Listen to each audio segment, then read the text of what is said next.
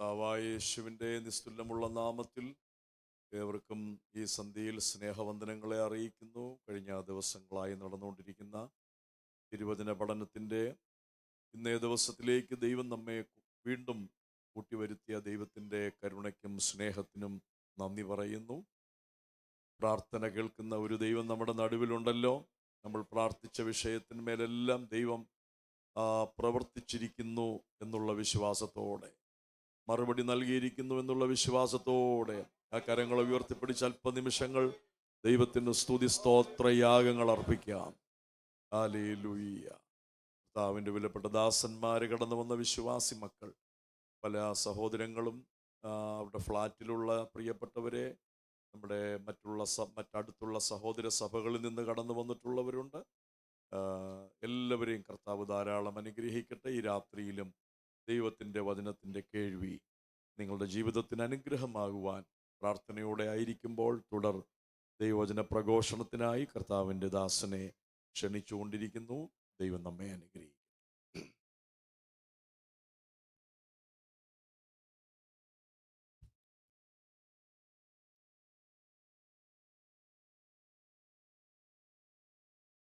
കർത്താവിൻ്റെ അതിപരിശുദ്ധമായ നാമം ഈ രാത്രിയിലും വാഴ്ത്തപ്പെടുമാറാകട്ടെ. ശ്രേഷ്ഠരായ കർത്താവിൻ്റെ ദാസന്മാർ, പ്രത്യേകിച്ച് സഭയുടെ ശുശ്രൂഷനായിരിക്കുന്ന വി ടി അബ്രഹാം പാസ്റ്റർ, സെക്രട്ടറിയായി സേവനമനുഷ്ഠിക്കുന്ന പ്രിയ സണ്ണി സാറ്, കടന്നു വന്നിരിക്കുന്ന ദൈവമക്കൾ, കുഞ്ഞുങ്ങൾ, സഹോദരന്മാർ, സഹോദരിമാർ, പ്രിയപ്പെട്ടവരെല്ലാവരെയും വേഗം വരുന്ന കർത്താവായ യേശു ക്രിസ്തുവിൻ്റെ നാമത്തിലുള്ള സന്ധ്യാവന്ദനങ്ങളെ അറിയിക്കുന്നു. നമ്മുടെ ദൈവവചന പഠന ചിന്തയുടെ ഒരു ദിവസം കൂടെ ദൈവം നമുക്ക് ദാനമായി നൽകിയല്ലോ. ഇന്ന് നമുക്ക് വീണ്ടും കർത്താവിൻ്റെ സന്നിധിയിൽ വചനത്തെ ധ്യാനിക്കാം. ദൈവത്തിൻ്റെ ആത്മാവ് നമ്മുടെ ഓരോരുത്തരോടും സംസാരിക്കുമാറാകട്ടെ എന്ന് ആത്മാർത്ഥമായി പ്രാർത്ഥിക്കുന്നു. നമ്മൾ എബ്രായ ലേഖനത്തെ ആസ്പദമാക്കിയാണല്ലോ നമ്മുടെ പഠന ചിന്തകൾ മുൻപോട്ട് പോകുന്നത്. കഴിഞ്ഞ ദിവസങ്ങളിലൊക്കെ നമ്മൾ എബ്രായ ലേഖനത്തിൻ്റെ പശ്ചാത്തലങ്ങളെക്കുറിച്ചൊന്ന് ചിന്തിക്കുവാൻ ദൈവാത്മാവ് നമ്മെ സഹായിക്കുവാനിടയായിത്തീർന്നു. അതിനുശേഷം നമ്മൾ കടന്നു വന്നത് എബ്രായ ലേഖനത്തിലെ മുന്നറിയിപ്പുകളെക്കുറിച്ചാണ് നമ്മൾ ചിന്തിക്കുവാനിടയായിത്തീർന്നത്. ഒന്നാമത്തെ മുന്നറിയിപ്പ് നമ്മൾ ചിന്തിക്കുവാനിടയായിത്തീർന്നു, ഇത്ര വലിയ രക്ഷയെ നാം ഗണ്യമാക്കാതെ പോയാൽ എങ്ങനെ തെറ്റി ഒഴിയും, എന്തുകൊണ്ടാണ് ഇത്ര വലിയ രക്ഷ എന്ന് നമ്മൾ ചിന്തിക്കുവാനിടയായിത്തീർന്നു. രണ്ടാമത്തേതാണ് നമ്മൾ ചിന്തിച്ചത്, നമ്മുടെ ഹൃദയത്തെ എന്ത് ചെയ്യരുത്, കഠിനമാക്കരുത് എന്നുള്ളതാണ് നമ്മൾ ചിന്തിക്കുവാനിടയായിത്തീർന്നത്. ആ ഭാഗമാണ് നമ്മൾ കഴിഞ്ഞ ദിവസങ്ങളിൽ ചിന്തിച്ച് അവസാനിപ്പിക്കുവാനിടയായിത്തീർന്നത്. മൂന്നാം അധ്യായത്തിലേക്ക് കടന്നു വരുമ്പോൾ അവിടുത്തെ പ്രധാനപ്പെട്ട ചിന്ത എന്ന് പറയുന്നത് മോശയേക്കാൾ വലിയവനായ ക്രിസ്തുവിനെയാണ് മൂന്നാം അധ്യായത്തിൽ വരച്ചു കാട്ട് നമ്മൾ കാണുവാനിടയായി തീർന്നു. യഹൂദന്മാരുടെ അല്ലെങ്കിൽ യഹൂദ വിശ്വാസികളുടെ വിശ്വാസം അനുസരിച്ച് ഒരു റിയൽ ഹീറോയാണ് മോശ എന്ന് നമ്മൾ കാണുവാനിടയായി തീർന്നു. അതിന് പല കാരണങ്ങളുണ്ട്. ആ കാരണങ്ങളൊക്കെ നമ്മൾ കഴിഞ്ഞ ദിവസങ്ങൾ ചിന്തിക്കുവാനിടയായി തീർന്നു. എന്നാൽ അവിടെ എബ്രായ ലേഖൻ വളരെ വ്യക്തമായി പഠിപ്പിക്കുകയാണ്, ആ റിയൽ ഹീറോയെക്കാട്ടിലും ശ്രേഷ്ഠനായ ഒരു ഹീറോയാണ് കർത്താവായ യേശു ക്രിസ്തു എന്ന് പഠിപ്പിക്കുക. ഇത് പറഞ്ഞതിന് ശേഷം ലേഖകൻ ജനത്തെ ഓർപ്പിക്കുന്നൊരു കാര്യമാണ്, നിങ്ങളുടെ ഹൃദയത്തെ എന്ത് ചെയ്യരുത്, കഠിനമാക്കരുത് എന്ന് പറയുകയുണ്ടായി. ഈ കഠിനമാക്കരുത് എന്ന് പറയുമ്പോൾ അവിടെ ലേഖൻ വളരെ വ്യക്തമായി പറയുകയാണ്, നിങ്ങൾക്ക് ഒരു ദുഷ്ടഹൃദയം ഉണ്ടാകരുത്. ഹൃദയം എന്ത് ചെയ്യരുത്, കഠിനമാകരുത്, ദുഷ്ടഹൃദയം ഉണ്ടാകരുതെന്ന് പറയുക. നമ്മൾ ആ വാക്യങ്ങൾ ഏറ്റവും അവസാനത്തിലേക്ക് വന്നപ്പോൾ നമ്മൾ കണ്ടു, അവിശ്വാസം എന്ന പാപത്തെക്കുറിച്ച് നമ്മൾ കാണുവാനിടയായിത്തീർന്നു. അവിടെ നമ്മൾ പറഞ്ഞ് അവസാനിപ്പിച്ച് ഇങ്ങനെയാണ്, ദൈവവചനം ഇങ്ങനെ പറഞ്ഞ് അവസാനിപ്പിക്കുന്നത്, അവിശ്വാസം എന്ന പാപം നിമിത്തം അവർക്ക് എവിടെ പ്രവേശിപ്പാൻ കഴിഞ്ഞില്ല, സ്വസ്ഥതയിൽ പ്രവേശിപ്പാൻ കഴിഞ്ഞില്ല. അതുകൊണ്ട് ദൈവത്തിൻ്റെ ആത്മാവ് ലേഖകൻ മുഖാന്തരം നമ്മോട് അരുളി ചെയ്തിരിക്കുന്ന പ്രധാനപ്പെട്ട സന്ദേശം എന്ന് പറയുന്നത്, നമ്മൾക്ക് എന്തുണ്ടാകരുത്, ദുഷ്ടഹൃദയം ഉണ്ടാകരുത് എന്ന് നമ്മൾ കാണുവാനിടയായി തീർന്നു. അതാണ് നമ്മൾ കഴിഞ്ഞ ദിവസത്തെ ക്ലാസ്സിൽ നമ്മൾ പറഞ്ഞ് അവസാനിപ്പിക്കുവാനിടയായി തീർന്നു. ഇനി ഞാൻ വേഗത്തിൽ ഈ ദുഷ്ടഹൃദയത്തിൻ്റെ അല്ലെങ്കിൽ കഠിന ഹൃദയത്തിൻ്റെ കാരണങ്ങൾ, ഒന്ന് രണ്ട് കാര്യങ്ങൾ ആ മൂന്നാം അധ്യായത്തിൽ നിന്നുകൊണ്ട് തന്നെ വേഗത്തിൽ നിന്ന് ഓർപ്പിച്ച് ദൈവം അനുവദിച്ചാൽ നമുക്ക് അടുത്ത മുന്നറിയിപ്പിലേക്ക് ഇന്ന് രാത്രി കടക്കുവാനായിട്ട് ഞാൻ ദൈവനാമത്തിൽ ശരണപ്പെടുകയാണ്. 1-2 പോയിന്റ് എന്ന രീതിയിൽ വേഗത്തിൽ ആ ചിന്തകളെ ഓർപ്പിക്കുക. ഒന്നാമത്തെ, ഈ കഠിനമായ ഹൃദയത്തിൻ്റെ കാരണം എന്ന് പറയുന്നത് കലാപം അല്ലെങ്കിൽ റിബല്യനും അനുസരണക്കേടുമാണ് ദുഷ്ടഹൃദയത്തിൻ്റെ കാരണത്തിൽ ഒന്നാമത്തെ കാരണം എന്ന് പറയുന്നത്. ഒന്ന്, കലാപം അല്ലെങ്കിൽ റിബല്യൻ എന്ന് നമുക്ക് കാണാൻ കഴിയും. അല്ലെങ്കിൽ മറ്റൊരു കാര്യം എന്ന് പറയുന്നത് അനുസരണക്കേട് എന്ന് നമുക്ക് കാണുവാൻ കഴിയും. അതുകൊണ്ടാണ് നിങ്ങൾ 8-ാം വാക്യത്തിൽ ഇങ്ങനെ വായിച്ചത്, ഇന്ന് നിങ്ങൾ അവൻ്റെ ശബ്ദം കേൾക്കുന്നുവെങ്കിൽ മരുഭൂമിയിൽ വെച്ച് പരീക്ഷാ ദിവസത്തിൽ മത്സരത്തിൽ, അവിടെ നമ്മൾ കാണുന്ന റിബല്യൻ എന്ന പദമാണ് കാണുന്നത്, അല്ലെങ്കിൽ അവിടെ കലഹം എന്ന പദമാണ് കാണുന്നത്. അതുകൊണ്ടാണ് സങ്കീർത്തനങ്ങൾ നമുക്ക് കാണുവാൻ കഴിയുന്നത്. 95-ാം സങ്കീർത്തനം അതിൻ്റെ 8-ാം വാക്യത്തിൽ ഇങ്ങനൊരു വാക്യം നമുക്ക് കാണുവാൻ കഴിയുന്നു. 95-ാം സങ്കീർത്തനം അതിൻ്റെ 8-ാമത്തെ വാക്യമാണ്. ഞാനത് നിങ്ങൾക്ക് വേണ്ടി ഒന്ന് വായിക്കാം. ആ വാക്യത്തിൽ ഇങ്ങനാണ് കാണുന്നത്,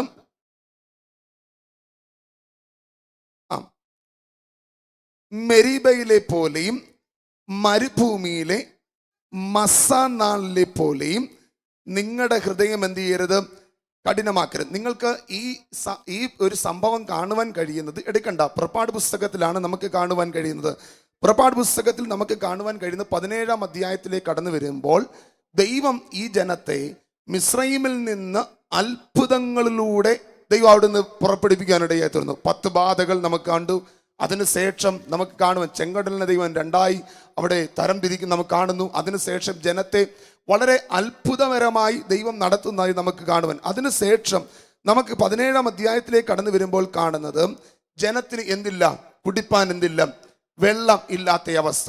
നിങ്ങൾ അതിൻ്റെ ആ ഭാഗങ്ങളിലേക്കൊക്കെ കടന്നു വരുമ്പോൾ 6-ാം വാക്യത്തിലേക്ക് വരുമ്പോൾ കാണുന്നു, ഞാൻ ഹോരേബിൽ നിന്റെ മുൻപാകെ പാറയുടെ മേൽ നിൽക്കും, നീ പാറ അടിക്കണം, ഉടനെ ജനത്തിന് എന്ത് ചെയ്യും, കുടിപ്പാൻ വെള്ളം അതിൽ നിന്ന് പുറപ്പെടും എന്ന് കൽപ്പിച്ചു. ഇസ്രായേൽ മൂപ്പർ കാണുക മോശ അങ്ങനെ ചെയ്തു. അടുത്ത പദം, അടുത്ത വാക്യങ്ങൾ നിങ്ങൾ അണ്ടർലൈൻ ചെയ്യണം. അവിടെ പറയാം, ഇസ്രായേൽ മക്കളുടെ കലഹം നിമിത്തം യഹോവ ഞങ്ങളുടെ ഇടയിൽ ഉണ്ടോ ഇല്ലയോ എന്ന് അവർ യഹോവയെ എന്ത് ചെയ്തു, പരീക്ഷിക്കുന്ന നിമിത്തവും ആ സ്ഥലത്തിന് മസ അല്ലെങ്കിൽ പരീക്ഷ എന്നും മെരീബ എന്നും എന്ത് ചെയ്തു, പേരിട്ടു. അപ്പോൾ ഈ കഠിന ഹൃദയമാകാനുള്ള ഒരു കാരണം അവിടെ ലേഖകൻ പറയുക, കർത്താവിൻ്റെ അത്ഭുതങ്ങൾ ഒന്നു മാറി അനുഭവിച്ച ദൈവജനം. പക്ഷേ ജീവിതത്തിൽ മറ്റൊരു പ്രശ്നം വന്നപ്പോൾ സംഭവിച്ചത്, ദൈവം ഞങ്ങളുടെ കൂടെ ഉണ്ടോ ഇല്ലയോ എന്ന രീതിയിൽ അവരാരെ പരീക്ഷിച്ചു. അപ്പോൾ ദൈവത്തെ പരീക്ഷിക്കുന്ന ഒരവസ്ഥയിലേക്ക് നമ്മൾ വന്നാൽ അതിൻ്റെ അർത്ഥം നമുക്ക് എന്തുണ്ടെന്നുള്ളതാ, ദുഷ്ട ഹൃദയം നമ്മളിൽ ഉണ്ട് എന്നുള്ളതാ. അതുകൊണ്ട് ലേഖകൻ അവിടെ വളരെ വ്യക്തമായി പറയുക, എവിടെയൊക്കെ കലഹമുണ്ടാകുന്നോ അവിടെ വളരെ വ്യക്തമായി നമുക്ക് കാണാൻ കഴിയുന്നത് ദുഷ്ടഹൃദയം നമുക്കവിടെ ഉണ്ട് എന്നാണ് കാണാൻ കഴിയുന്നത്. കർത്താവിനെ എവിടെയൊക്കെ നമ്മൾ പരീക്ഷിക്കാൻ ശ്രമിക്കുന്നോ അവിടെയൊക്കെ നമുക്ക് കാണാൻ കഴിയുന്നത് ഏത് ഹൃദയമുണ്ട്, ദുഷ്ടഹൃദയമുണ്ട്. ഞാൻ കഴിഞ്ഞ ദിവസത്തെ ക്ലാസ്സിൽ പറഞ്ഞത് നിങ്ങൾ മറന്നു പോകരുത്. ഇസ്രായേൽ മക്കളെ സംബന്ധിച്ച് മിറക്കിൾ എന്ന് പറയുന്ന അവരുടെ ലൈഫ് സ്റ്റൈലാണ്. മിറക്കിൾ എന്ന് പറയുന്ന അവരുടെ ലൈഫ് സ്റ്റൈലാണ്. രാവിലെയും വൈകിട്ടും ഒക്കെ കഴിക്കുന്ന ആഹാരങ്ങൾ പോലും അവരുടെ എന്താണ്, അത്ഭുതമായിട്ടാണ്.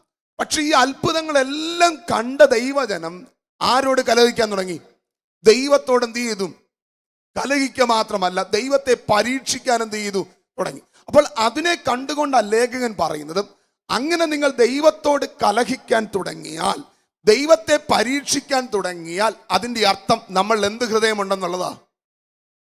അതുകൊണ്ട് ലേഖനോട് വളരെ വ്യക്തമായി നമ്മോട് മുന്നറിയിപ്പ് നൽകുക, ആ ദുഷ്ടഹൃദയം ആരിലുണ്ടാകരുത്, നമ്മളിൽ ഉണ്ടാകരുത്. എന്താ ദൈവജനത്തോട് പഠിപ്പിക്കുന്നത്? അത്ഭുതങ്ങളോട് ദൈവം ജനത്തെ ഇറക്കിയ ദൈവമാണ് എങ്കിൽ വാഗ്ദത്ത നാട്ടിൽ എത്തിക്കുവാൻ ദൈവം മതിയായ ദൈവമാണ്. ഇതിൻ്റെ ഇടയ്ക്ക് പല പ്രയാസങ്ങൾ ഉണ്ട് എങ്കിൽ പോലും അതിൻ്റെ പരിഹാരവും ആര് കണ്ടിട്ടുണ്ട്? ദൈവം കണ്ടിട്ടുണ്ട്. പക്ഷെ ജീവിതത്തിന്റെ സാഹചര്യത്തിലേക്ക് കടന്നു വരുമ്പോൾ നമ്മൾ ആരെ ചോദ്യം ചെയ്യുക? ദൈവത്തോട് പരീക്ഷിക്കുക, ദൈവത്തെ ഒരു കലഹം കാണിക്കുക. അങ്ങനെ ഒരു അവസ്ഥ നമുക്കുണ്ടെങ്കിൽ ലേഖനോട് വളരെ വ്യക്തമായി പഠിപ്പിക്കുന്ന ഒരു കാര്യം നമ്മൾ എന്തുണ്ടെന്നുള്ളതാ, ദുഷ്ടഹൃദയമുണ്ട്. ഞാൻ ദൈവമക്കളോടൊരു കാര്യം ഇവിടെ ഓർപ്പിക്കാം. നമ്മെ ദൈവം വിളിച്ചു വേർതിരിച്ച ദൈവവചനമാണ് എങ്കിൽ നമ്മുടെ ജീവിതത്തിൽ എന്ത് സംഭവിച്ചാലും നിങ്ങൾക്ക് വിശ്വാസമുണ്ട്, ചേർന്ന് പറ, അതിൻ്റെ പുറകിൽ ദൈവത്തിൻ്റെ പ്ലാനും പദ്ധതിയും ഉണ്ട്. ഇപ്പം നമുക്കതൊരു ബിറ്റർനെസ് ആയി ഫീൽ ചെയ്താലും അതിനെ സ്വീറ്റ് ആക്കി മാറ്റാൻ ദൈവത്തിന് കഴിയും. നമ്മൾ കഴിഞ്ഞ ദിവസം പാടിയ പോലെ പറഞ്ഞതുപോലെ നമ്മുടെ തലയിലെ ഒരു രോമം അത് താഴെ പോകണമെങ്കിൽ ആരറിയണം? ദൈവം അറിയണം. ദൈവം അറിയാത്തിടത്തോളം കാലം നമ്മുടെ ജീവിതത്തിൽ ഒന്നും സംഭവിക്കുകയില്ല. ഞാൻ അതിനൊരു തെളിവും കൂടെ പറയാം. കർത്താവായ യേശുക്രിസ്തുവിനെ രക്ഷിതാവായി സ്വീകരിച്ച സമയത്ത് നമ്മളൊരു കാര്യം പറഞ്ഞു. എന്താണെന്നറിയാമോ? യേശുവിനെ ഞാൻ എൻ്റെ സ്വന്തം രക്ഷിതാവും. അടുത്ത പദം എന്താ ഈ കർത്താവ് എന്ന വാക്കിന്റെ അർത്ഥം? കർത്തൃത്വം. എന്റെ കർത്തൃത്വം ഇനി ആരാ നടത്തുന്നത്? ദൈവമാണ് നടത്തുന്നത്. നമ്മൾ പറഞ്ഞതല്ലേ, നമ്മൾ പറഞ്ഞതാ എന്റെ കർത്തൃത്വം നടത്തുന്ന ആരാ? പക്ഷെ കർത്തൃത്വം നടത്തുന്നു എന്ന് നമ്മൾ പറയുമെങ്കിലും ജീവിതത്തിൽ പറയുന്ന പല സംഭവം കർത്തൃത്വം ആരാ നടത്തുന്നത്? നമ്മൾ ജീവിതത്തിൽ കർത്തൃത്വം നടത്തിയ സംഭവിക്കുന്നത് പലപ്പോഴും കലഹത്തിൽ കൊണ്ട് എന്ത് ചെയ്യും? അപ്പൊ നമ്മൾ പറയുന്ന വാക്കുകളൊക്കെ നമ്മൾ എന്ത് ചെയ്യണം? സ്തോത്രം. കർത്തൃത്വം ദൈവമാണ് എങ്കിൽ ഒരു കാര്യം ഉറപ്പാ, ദൈവം നടത്തിയിരിക്കും. അതുകൊണ്ട് ഒന്നാമത്തെ നമ്മുടെ ജീവിതത്തിൽ ഉണ്ടാകേണ്ടത്, ദൈവത്തെ നമ്മൾ പരീക്ഷിക്കാൻ എന്ത് ചെയ്യരുത്? ദൈവത്തെ പരീക്ഷിക്കാൻ തുനിഞ്ഞോൽ നിങ്ങൾ ഓർത്തോ, നിങ്ങളുടെ ഹൃദയം എന്ത് ഹൃദയമാ? ദൈവത്തോട് കലഹമുണ്ടാക്കാൻ ശ്രമിച്ചോ, അതിന്റെ അർത്ഥം എന്ത് ഹൃദയമുണ്ടെന്നാ? അപ്പോൾ ദുഷ്ടഹൃദയത്തിന്റെ ഒരു കാരണമാണ് കലഹവും അനുസരണക്കേട് നമുക്ക് കാണാൻ കഴിയുന്നത്. രണ്ടാമത്തെ കാര്യം നമുക്ക് കാണാൻ കഴിയുന്നത്, നിങ്ങൾ ശ്രദ്ധിച്ചിരിക്കണം, ക്ഷമിക്കാത്ത കയ്പ് നമ്മുടെ ജീവിതത്തിൽ ഉണ്ട് എങ്കിൽ അതിന്റെ അർത്ഥം നമ്മൾ എന്തുണ്ടെന്നാ? നിങ്ങൾക്ക് തെളിവ് തരാം. എബ്രായ ലേഖനത്തിൽ നിന്ന് കടന്നു വന്നേ. എബ്രായ ലേഖനം 12-ാം അധ്യായത്തിലേക്ക് കടന്നു വരുമ്പോൾ അതിന്റെ 15-ാമത്തെ വാക്യം ഞാൻ നിങ്ങൾക്ക് വേണ്ടി വായിക്കാം. നിങ്ങൾ ശ്രദ്ധിച്ചിരിക്കണം. അവിടെ പറയാം, ആരും ദൈവകൃപ വിട്ട് പിന്മാറുകയും. അടുത്ത പദം ശ്രദ്ധിച്ചോണമേ, വല്ല കയ്പുള്ള വേരും മുളച്ച്. ഒന്നാമത്തെ പ്രശ്നം എന്താ നമ്മൾ പറഞ്ഞത്? കലഹം. ഇവിടെ അതേ പദം ഉണ്ടെങ്കിൽ കലഹമുണ്ടാക്കി അനേകർ അതിലാൽ മലിനപ്പെടുകയും ആരും ദുർനടപ്പുകാരനോ ഒരു ഊണിന്, അത് അവിടെ ഞാൻ പറയുന്നില്ല, അവിടെ നമ്മൾ അവസാനിപ്പിക്കുക. ആരും ദൈവകൃപ വിട്ട് പിന്മാറുകയോ വല്ല കയ്പോ. അപ്പോൾ ഒരു ദൈവ പൈതലിന് ആരോടെങ്കിലും കയ്പിന്റെ അനുഭവം ഉണ്ടെങ്കിൽ അതിന്റെ അർത്ഥം എന്താ? പറഞ്ഞു, ഉറക്കെ പറഞ്ഞു. എന്ത് ഹൃദയം ഉണ്ടെന്നാ? ഇനിയും നോക്കണം, ലേഖനോട് പറയുന്ന ഒരു കാര്യമുണ്ട്.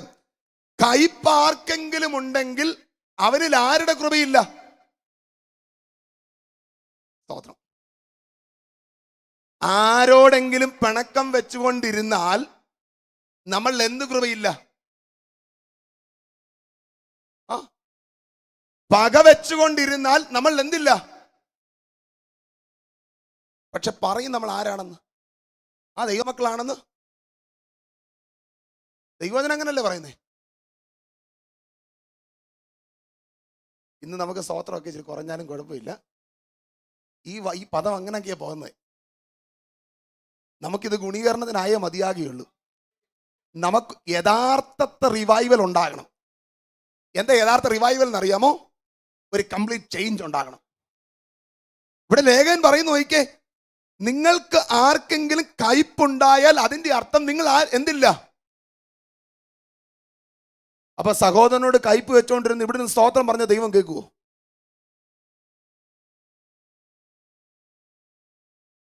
ഒരാൾ അത് പറഞ്ഞ് ഇത് പറഞ്ഞെന്ന് പറഞ്ഞ് നമ്മൾ അദ്ദേഹത്തോട് ദേഷ്യം വെച്ചോണ്ടിരുന്ന ദൈവം കേൾക്കുവോ? പിന്നെ നമ്മൾ എത്ര സ്തോത്രം പറഞ്ഞിട്ട് കാര്യമുണ്ടോ? അവിടെ അണ്ടർലൈൻ ചെയ്യണം. കർത്താവ് പറയുന്നൊരു കാര്യമാ. അവിടെ നമ്മൾ വളരെ വ്യക്തമായി കാണുന്നത്, അങ്ങനെ ഒരു കാര്യമുണ്ട് എങ്കിൽ നിങ്ങൾ എന്തില്ലെന്നുള്ളതാ. ഗിരിപ്രഭാഷണം നമ്മൾ പഠിച്ചപ്പോൾ ഒന്നും കൂടെ വളരെ വ്യക്തമായി പഠിച്ചു. സഹോദരനെ നിസാര എന്ന് വിളിച്ചാലും, അപ്പോൾ നിസാര എന്ന് വിളിച്ചാൽ പോലും നമ്മൾ എന്തിന് യോഗ്യരാ? ശിക്ഷയ്ക്ക്. അവിടെ പറയുന്ന ഒരു കാര്യമുണ്ട്, കുല ചെയ്യരുത് എന്നുള്ള പ്രമാണം എന്താണ് നിങ്ങൾക്ക് അറിയാം. പക്ഷേ യഹൂദനെ സംബന്ധിച്ച് അവൻ ആയുധമെടുത്ത് കുല ചെയ്യുന്നത് എന്തുള്ളായിരുന്നു? ആ ക്രിയ മാത്രമേ ഉള്ളായിരുന്നെന്ന് പറയുന്നത്. എന്നാൽ പുതിയ നിയമ ഇസ്രായേലിനെ കർത്താവ് പഠിപ്പിക്കാൻ പറയുക, ആ കുലയിലേക്ക് നിങ്ങളെ നയിക്കുന്ന എന്താ? നിങ്ങളുടെ ഹൃദയത്തിന്റെ അകത്തെ കോപം. നിങ്ങളുടെ ഹൃദയത്തിന്റെ അകത്തെ സെറ്റിൽഡ് ആയ കോപം, ആ കോപം നിങ്ങൾ ഉണ്ടെങ്കിൽ നിങ്ങൾ എന്ത് ചെയ്തെന്നാ? കുല ചെയ്തെന്നാ? നമ്മൾ എന്ത് ചെയ്യുന്ന? അപ്പൊ കുല ചെയ്താൽ സ്വർഗ്ഗരാജ്യത്തിൽ പോവോ? നമുക്ക് പാരമ്പര്യം പറയാൻ ഇഷ്ടം പോലെ. സ്തോത്രം, സ്തോത്രം, സ്തോത്രം. എന്റെ ദൈവമക്കളെ, സ്വർഗരാജ്യത്തിൽ പോകണമെങ്കിൽ ദൈവിക സ്വഭാവത്തോട് നമ്മൾ അടുക്കണം. അതിന് യാതൊരു കോംപ്രമൈസും ദൈവവചനം പറഞ്ഞിട്ടില്ല. ഒരു കോംപ്രമൈസും പറഞ്ഞിട്ടില്ല. ഞാനത് എന്നെ വെച്ച് പറയും. ഇത്രയെല്ലാം ഞാൻ പഠിപ്പിച്ചെന്ന് പറഞ്ഞാലും ഞാൻ ഇത് ഫോളോ ചെയ്യുന്നില്ലെങ്കിൽ ഞാൻ സ്വർഗ്ഗരാജ്യത്തിൽ കാണുകയില്ല. അത് ദൈവവചനത്തിന്റെ പ്രമാണത്തിന്റെ പ്രമാണമാണ്.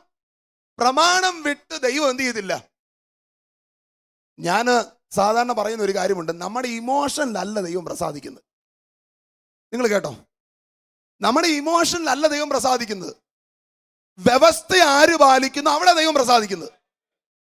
അപ്പൊ ദൈവസഭ മടങ്ങി വരേണ്ടത് ഇമോഷനിലേക്കല്ല, ദൈവസഭ മടങ്ങി വരേണ്ട വ്യവസ്ഥയിലേക്കാണ്.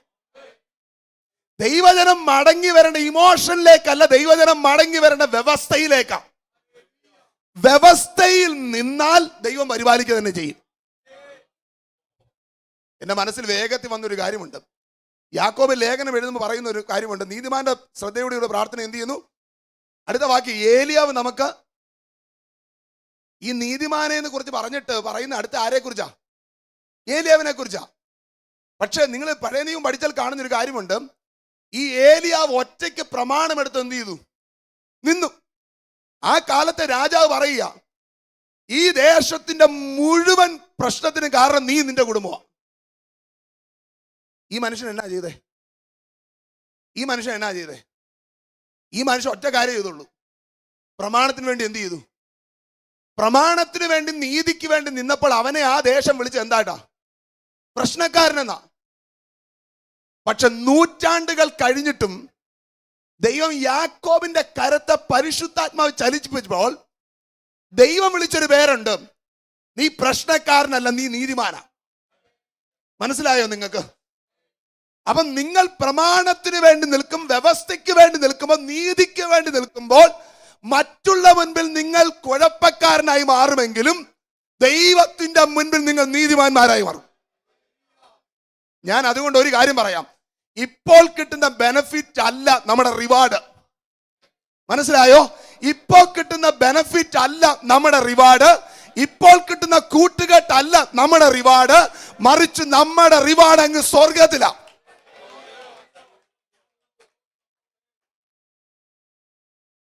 അതുകൊണ്ട് എന്റെ പൊന്നു ദൈവമക്കളെ, ആരോടെങ്കിലും എന്തെങ്കിലും കയ്പുള്ള വേരുണ്ടെങ്കിൽ നമുക്ക് ചെയ്യേണ്ട ഒരു കാര്യമുണ്ട്, അത് സെറ്റിൽ ചെയ്യണം. അത് ദൈവത്തിന്റെ എന്ത് ചെയ്യണം? നിങ്ങൾ ശ്രദ്ധിച്ചോ, കയ്പുള്ള വേരെന്നാ പറയുന്നത്. എന്താ ഈ കയ്പുള്ള വേര്? ഒന്ന് ദേഷ്യപ്പെട്ട് അന്നേരം അങ്ങ് പറയുന്നല്ല. ഈ കയ്പുള്ള വേരിന് ഒരു പ്രത്യേകത ഉണ്ട്. അത് തന്നെ ഗിരിപ്രാൻ സെറ്റിൽഡ് എന്നാ, സെറ്റിൽഡാ. ഇതിന് പ്രശ്നം എന്താണെന്നറിയാമോ? ഞാനും പാസ്റ്റർ പ്രശ്നം ഉണ്ടായി. ഞങ്ങൾ എണ്ണീറ്റും എല്ലാവരുടെ മുന്നേ വെച്ച് പറഞ്ഞു, പാസ്റ്റർ ക്ഷമ ചോദിച്ചു. ഞങ്ങൾ അങ്ങോട്ട് ക്ഷമ ചോദിച്ചു, എല്ലാം കഴിഞ്ഞു. 2 വർഷം കഴിഞ്ഞ് മറ്റൊരു പ്രശ്നം വരുമ്പോൾ ഞാൻ എടുത്തു വയ്ക്കും, പണ്ട് ഈ മനുഷ്യൻ എന്നോട് ഇങ്ങനെ തന്നെ. 2 വർഷം മുമ്പ് ഞങ്ങൾ എന്ത് ചെയ്താ? ഞങ്ങൾ പബ്ലിക്കിൽ എന്ത് ചെയ്തവരാ? ക്ഷമ ചോദിച്ചവരാ. പക്ഷെ യഥാർത്ഥത്തിൽ ക്ഷമിച്ചോ? എനിക്ക് കിട്ടിയ മറ്റൊരു അവസരം ഞാൻ നന്നായി എന്ത് ചെയ്തു? ദൈവമക്കളെ, ഈ ഒരു ഹൃദയത്തിന് നമുക്ക് മാറ്റം ഉണ്ടായേ മതിയാവും. ഇങ്ങനൊരു ഹൃദയമുണ്ടെങ്കിൽ ദൈവവചനത്തിന്റെ അടിസ്ഥാനത്തിൽ അത് ദൈവകൃപയുള്ള ഹൃദയമല്ല, അത് കഠിന ഹൃദയമാണ്. അതുകൊണ്ട് കർത്താവിനോട് പ്രാർത്ഥിക്കണം. ഈ 3-ാം അധ്യായത്തിൽ ഞാൻ കഴിഞ്ഞ ദിവസം ഓർപ്പിച്ചു, റിപ്പീറ്റ് ചെയ്യുന്ന പദമാണ് ഇന്ന്, ഇന്ന്, ഇന്ന്. എന്താണെന്നറിയാമോ? ഇങ്ങനെ എന്തെങ്കിലും ഉണ്ടെങ്കിൽ എന്ത് ചെയ്യണം? ഇത് കേൾക്കുന്ന സമയത്ത് തന്നെ എന്ത് ചെയ്യണം?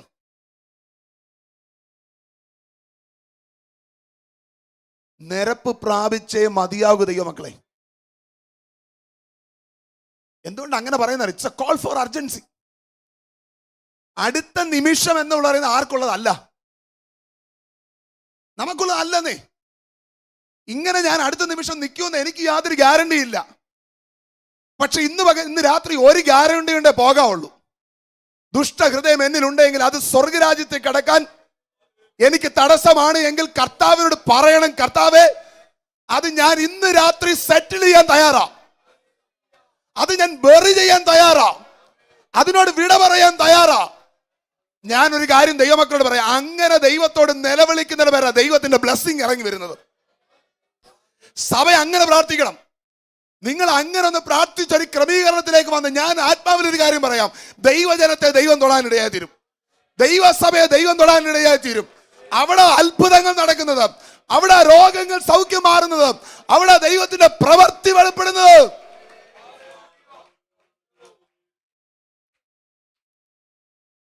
അപ്പോൾ ലേഖനോട് പറയുക, രണ്ടാമത്തെ കാര്യം പറയുക, ദുഷ്ടഹൃദയത്തിന്, കഠിന ഹൃദയത്തിന്റെ കാര്യം പറയുക. എന്താണെന്ന് അറിയാമോ? അവൻ എന്തുണ്ട്? ക്ഷമിക്കാൻ കഴിയാത്ത കയ്പുള്ള വേരുണ്ട്. ഞാൻ മിനിങ്ങാത്ത ക്ലാസ്സിലാണെന്ന് പറഞ്ഞത്, മാനുഷികമായി നമുക്ക് പലപ്പോഴും വിട്ടുവീഴ്ചയ്ക്കൊന്നും, ശത്രുവിനെ സ്നേഹിക്കാനൊന്നും, സഹോദരനെ ഒരു വാക്ക് പറഞ്ഞതിന്റെ പേരിൽ നമ്മുടെ ഈഗോ കാരണം പലപ്പോഴും ക്ഷമിക്കാൻ കഴിയത്തില്ല. പക്ഷേ പത്രോസിനോട് കർത്താവ് ചോദിച്ചതുപോലെ, നീ വല്ലധികമായി, നിങ്ങളുടെ ഓർമ്മയുണ്ടെന്ന് വിശ്വസിക്കുക, അത് നീ വല്ലധികമായി. പത്രോസിനോട് കർത്താവ് പറയാം, പത്രോസെ, നീ എന്നെ വേണ്ടെന്ന് പറഞ്ഞാലും, നിനക്കെന്നെ അറിയത്തില്ലെന്ന് പറഞ്ഞാലും, നീ എന്നെ പ്രാഗിയാലും, നീ എന്നെ ശപിച്ചാലും, അങ്ങനെ ഒന്നും നിന്നെ ഇട്ടിട്ട് പോകുന്ന സ്നേഹമല്ല ദൈവത്തിന്റെ സ്നേഹം. ഈ സ്നേഹം എന്ന് പറയുന്നത് നിന്റെ ഈ അവസ്ഥയിൽ നിന്നെ തേടുന്ന സ്നേഹമാ. ദൈവമക്കളൊന്ന് അങ്ങനെ ഒരു കാലത്തെ കുറിച്ചൊന്ന് ആത്മാവിലൊന്ന് കണ്ടു നോക്കിക്കേ. എന്റെ സഹോദരനോട് എനിക്ക് ക്ഷമിക്കാൻ കഴിയുന്ന ഒരു കാലം നിങ്ങൾ ചിന്തിച്ചു നോക്കിക്കേ. കയ്പുകൾ ഇല്ലാത്ത ഒരു സമയത്തെ കുറിച്ച് ചിന്തിച്ചു ചോദിക്കേ. നമ്മുടെ ഈഗോകൾ സറണ്ടർ ആകുന്ന ഒരു സമയത്തെ കുറിച്ച് ചിന്തിച്ചു ചോദിക്കേ. അങ്ങനെ ഒരു കാലം നമ്മുടെ സഭയ്ക്കകത്തേക്ക് വന്നാൽ ഇതിനകത്ത് എന്ത് റിവൈവൽ ഉണ്ടാകും? ഹല്ലേലൂയ. നമ്മുടെ ഇടുങ്ങിയ ചിന്തകളൊക്കെ ഒന്ന് മാറണം. നമ്മൾ ദീർഘവീക്ഷണത്തിൽ ആ ദൈവരാജ്യത്തിന്റെ ആ സമീപനം നമ്മുടെ സഭയ്ക്കകത്ത് കാണണം. ദൈവരാജ്യത്തിന്റെ പ്രവൃത്തി നമ്മുടെ സഭയ്ക്കകത്ത് നമ്മൾ കാണണം. നിങ്ങൾ അങ്ങനെ ഒരു അവസ്ഥയിലേക്ക് വരാൻ ദൈവമക്കൾ പ്രാർത്ഥിക്കും. പ്രത്യേകിച്ച് ഇത് 50-ാമത്തെ വർഷമല്ലേ. 50-ാമത്തെ വർഷത്തിന്റെ പ്രത്യേകത എന്നറിയാമോ? ഒരു മടങ്ങി വരാം, എല്ലാത്തിന്റെ വീണ്ടെടുപ്പിന്റെ കാലഘട്ടമാ. ഞാൻ അതുകൊണ്ട് ആത്മാവിൽ ഒരു കാര്യം പറയാം, കർത്താവിനോട് പ്രാർത്ഥിച്ച്, കർത്താവേ, പണ്ടത്തെ പോലൊരു നല്ല കാലത്തിലേക്ക് ഞങ്ങളെ ഒന്ന് മടക്കി വരുത്തണമേ എന്ന് കുവൈറ്റ് സഭ ഒരുമിച്ചൊന്ന് പ്രാർത്ഥിച്ച്, കർത്താവേ, അങ്ങനെ ഒരു കാലത്തിലേക്ക് ഞങ്ങളെ കൊണ്ടുപോ.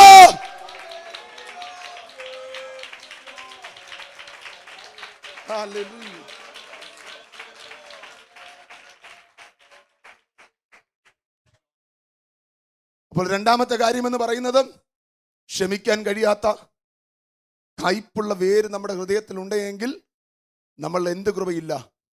ദൈവകൃപ. മറിച്ച് നമ്മളുള്ളത് എന്താ? ദുഷ്ടഹൃദയമാണ്. മൂന്നാമത്തെ കാര്യം എന്നറിയാമോ? അഭിമാനവും സ്വയപര്യാപ്തതയുമാണ് ദുഷ്ടഹൃദയത്തിന്റെ മൂന്നാമത്തെ പ്രത്യേകത. അത് നിങ്ങൾക്കറിയണമെങ്കിൽ ഈ വാക്യങ്ങൾ തന്നെ കിടപ്പുണ്ട് അവിടെ.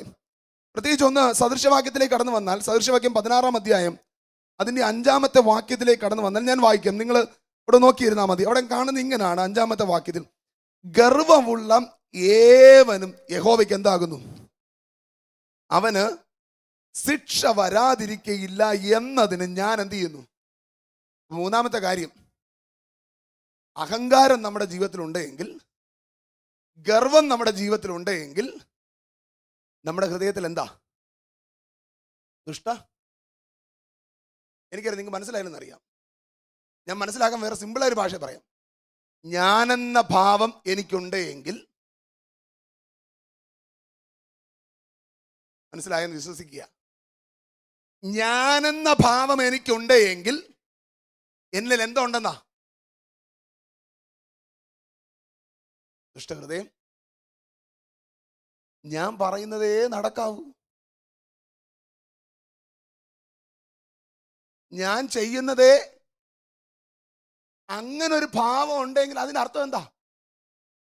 ദൈവകൃപയല്ല നമ്മൾ വ്യാപരിക്കുന്നത്.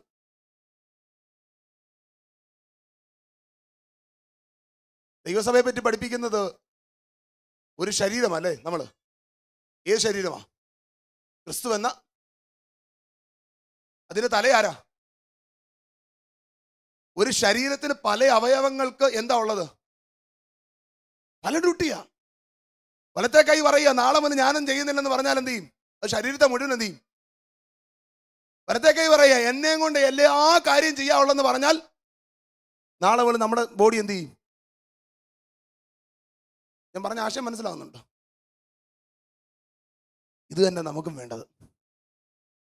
ഞാനെന്ന ഭാവം നമ്മളുണ്ടെങ്കിൽ എന്താ?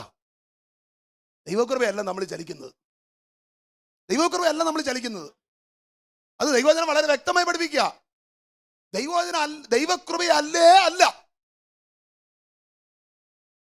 ഞാൻ നാട്ടിലൊക്കെ പറയുമ്പോൾ കുറച്ചുകൂടെ കട്ടികൂട്ടിയാ പറയുന്നേ. ഇവിടെ കുറച്ചുകൂടെ മയത്തി പറയാം. എത്ര ഇതിനകത്ത് വന്ന് അന്യഭാഷ തുള്ളിച്ചാടിയാലും അതിനകത്ത് ദൈവം പ്രസാദിക്കുന്നൊന്നുമില്ല. ആത്മീകം പുറമേ കാണിക്കാനുള്ളതല്ല.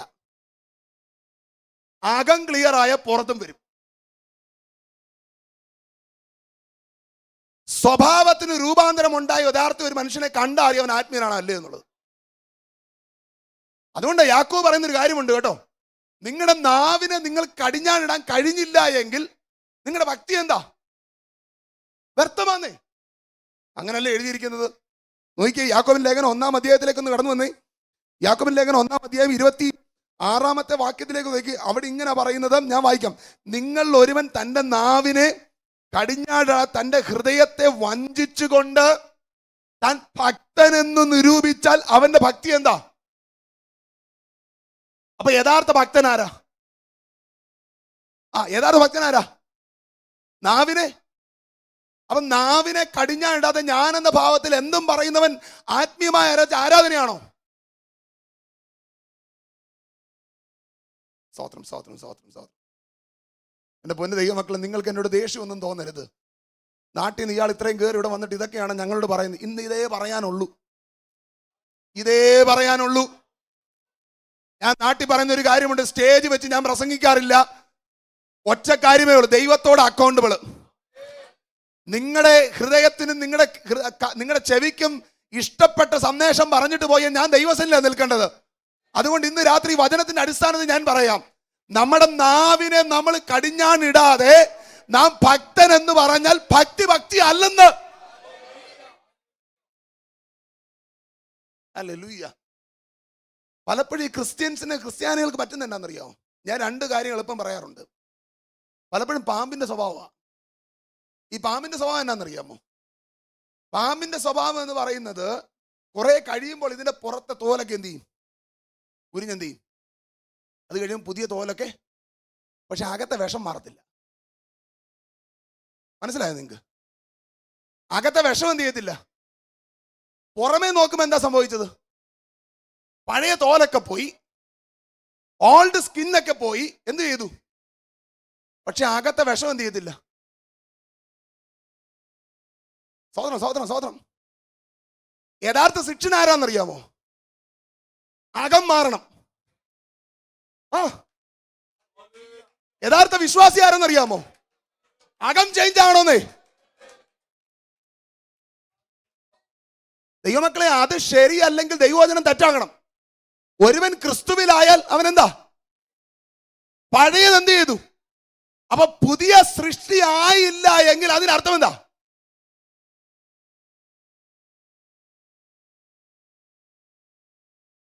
ഈ കഴുകന്റെയും പ്രത്യേകതയൊക്കെ തന്നെ. കുറെ നാൾ കഴിയുമ്പോൾ ശരീരത്തെ തൂലൊക്കെ എന്ത് ചെയ്യും? എത്ര കഴിഞ്ഞാലും പിന്നെയും പോകുന്ന ശവത്തിന്റെ അടുക്കിലേക്കാ. എത്ര മാറിയാലും പിന്നെയും പോകുന്ന എങ്ങോട്ടാ?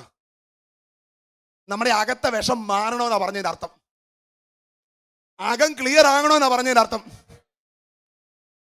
ഹല്ലേലൂയ. അതുകൊണ്ട് ദൈവമക്കളെ, യാക്കോബ് വളരെ വ്യക്തമായി പറയുക, തന്റെ നാവിനെ കടിഞ്ഞാടാത്തവൻ അവൻ യഥാർത്ഥത്തിൽ ആരല്ല. ഈ യാക്കോബിന്റെ ലേഖനം പ്രസംഗിക്കാൻ വലിയ ബുദ്ധിമുട്ടുള്ള ലേഖനം. കാരണം ഒരു വിഷയം കഴിഞ്ഞാൽ അടുത്ത വിഷയത്തിലോട്ട് ഇങ്ങനെ ചാടി ചാടി ചാടി പോകുന്നൊരു വ്യക്തിയാണ്. 3-ാം അധ്യായത്തിലേക്ക് വരും താൻ പിന്നെയും പറയുക, ഈ നാവിനെ താൻ പറയുന്നൊരു കാര്യമുണ്ട്. 2 കാര്യങ്ങളോട് താൻ മെറ്റഫറിക്കൽ ഉപയോഗിച്ചിട്ട് പറയുക. കുതിര എന്ന് പറയുന്നത് എന്താ? ശക്തിയുള്ള മൃഗമാ. പക്ഷെ ആ കുതിരയെ നിയന്ത്രിക്കുന്നത് എങ്ങനാ? കടിഞ്ഞാനിട്ടാ. എന്നിട്ട് പറയാ കപ്പൽ എന്താ? വലുതാ. പക്ഷെ ആ കപ്പലിനെ നിയന്ത്രിക്കുന്നത് എന്താ? ചെറിയ ചുക്കാൻകുണ്ട. ഇത് പറഞ്ഞിട്ട് പറയാം നാവ് ചെറിയ അവയവമെങ്കിലും വളരെ വമ്പ്. ഈ ചെറിയ നാവെന്ന തീ കൊണ്ട് വലിയ കാടെന്ത് ചെയ്യുക?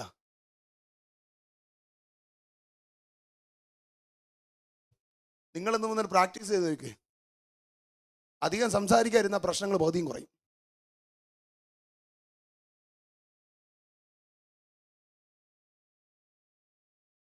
കുറെ ഒക്കെ എടുത്ത് മിണ്ടാതിരുന്നാൽ പകുതി പ്രശ്നം എന്ത് ചെയ്യും? അതുകൊണ്ട് ലേഖൻ പറയുക, യഥാർത്ഥ ഭക്തൻ അവന്റെ ജീവിതത്തിൽ ഉണ്ടാകേണ്ടത് ഞാൻ എന്ന ഭാവം എന്ത് ചെയ്യണം? മാറണം. അവന്റെ നാവിനെ എന്ത് ചെയ്യണം? ഇല്ല എങ്കിൽ സംഭവിക്കും നമ്മളിലുള്ള ഏത് ഹൃദയമാ? കഠിന ഹൃദയമാ, ദുഷ്ട ഹൃദയമാ. പക്ഷെ പേരോ ദൈവവേദന, വിശ്വാസി എന്ന, ക്രിസ്ത്യാനി എന്ന. ഞാൻ ഇന്ന് ഓർക്കുന്ന മുളക്കഴ സെമിനാരിയിൽ കുറച്ച് നാൾ മുമ്പ് ഒരു അമേരിക്കൻ ഒരു ദൈവദാസൻ കടന്നു വന്ന് താൻ പറഞ്ഞൊരു കാര്യമുണ്ട്. ദൈവസഭയ്ക്കകത്ത് വേണ്ടത് വിശ്വാസികളെ അല്ല, ദൈവസഭയ്ക്കകത്ത് വേണ്ട യഥാർത്ഥ ശിഷ്യന്മാരെയാണ്. നിങ്ങൾക്ക് അർത്ഥം മനസ്സിലായി എന്താന്ന്? ദൈവസഭയ്ക്കകത്ത് വേണ്ടത് വിശ്വാസികളെ അല്ല, ദൈവസഭയ്ക്കകത്ത് വേണ്ട ശിഷ്യന്മാരെയാ. എന്താ ശിഷ്യന്റെ പ്രത്യേകത എന്നറിയാമോ? ഗുരുവിന്റെ കാൽപാദങ്ങളെ അതുപോലെ എന്ത് ചെയ്യുന്നവരാ? ഫോളോ ചെയ്യുന്നവരാ. നമ്മൾ വിശ്വാസികളെ കൂട്ടാൻ വരുമ്പോൾ 100 വിശ്വാസികൾ 10 കാണത്തുള്ളൂ ശിഷ്യന്മാര്. അത് ആത്മീയ ലോകത്തിന്റെ പരാജയം. ഇന്ന് കർത്താവിനോട് ഒരു തീരുമാനത്തോടെ നമുക്ക് കടന്നു പോകാൻ കഴിയുക, വചനത്തിന് മുമ്പിൽ കർത്താവ് യഥാർത്ഥ ശിഷ്യനായി ജീവിക്കാൻ ഒരു കൃപ എനിക്ക് തരണമെന്ന്. കർത്താവിന്റെ പാദത്തെ, ആ കാൽപ്പാടുകളെ ഫോളോ ചെയ്യുന്ന യഥാർത്ഥ ശിഷ്യനാകണമെന്ന് നിങ്ങൾക്ക് എത്ര പേർക്ക് പ്രാർത്ഥിക്കാൻ കഴിയും? സ്തോത്രം. ഇല്ല എങ്കിൽ സംഭവിക്കും നമ്മുടെ ജീവിതത്തിൽ എന്തുണ്ട്? കഠിന ഹൃദയം അല്ലെങ്കിൽ ദുഷ്ടഹൃദയം നമ്മുടെ ജീവിതത്തിൽ ഉണ്ടാകും. ഞാൻ വേഗത്തിൽ പറഞ്ഞു പോകുക. അപ്പോൾ 3 പ്രധാനപ്പെട്ട ചിന്തകൾ ആ ഭാഗത്ത് നിന്ന് പറഞ്ഞു. എങ്ങനെയാണ് ദുഷ്ടഹൃദയം ഉണ്ടാകുന്നത് പറഞ്ഞു. ഇനി ഈ കഠിന ഹൃദയം ഉണ്ടായാൽ, ദുഷ്ടഹൃദയം ഉണ്ടായാൽ അതിന്റെ പരിണിത ഫലം എന്താ? കോൺസിക്വൻസ് എന്താ? ഒന്നാമത്തെ കാര്യം എന്ന് പറയുന്നത്, നിങ്ങൾ ദൈവത്തിൽ നിന്ന് അകന്നു പോകും, അല്ലെങ്കിൽ ദൈവത്തിൽ നിന്ന് നിങ്ങൾ വേർപിരിയും.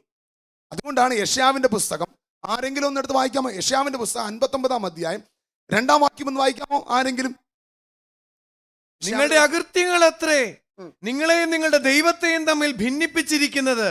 നിങ്ങളുടെ പാപങ്ങൾ അത്രേ അവൻ കേൾക്കാതെ വണ്ണം അവന്റെ മുഖത്തെ നിങ്ങൾക്ക് മറയ്ക്കുമാറാക്കിയത്. ഒന്നുകൂടെ വായിച്ചു. 1, നിങ്ങളുടെ അകൃത്യങ്ങൾ അത്രേ നിങ്ങളെയും നിങ്ങളുടെ ദൈവത്തെയും തമ്മിൽ ഭിന്നിപ്പിച്ചിരിക്കുന്നത്.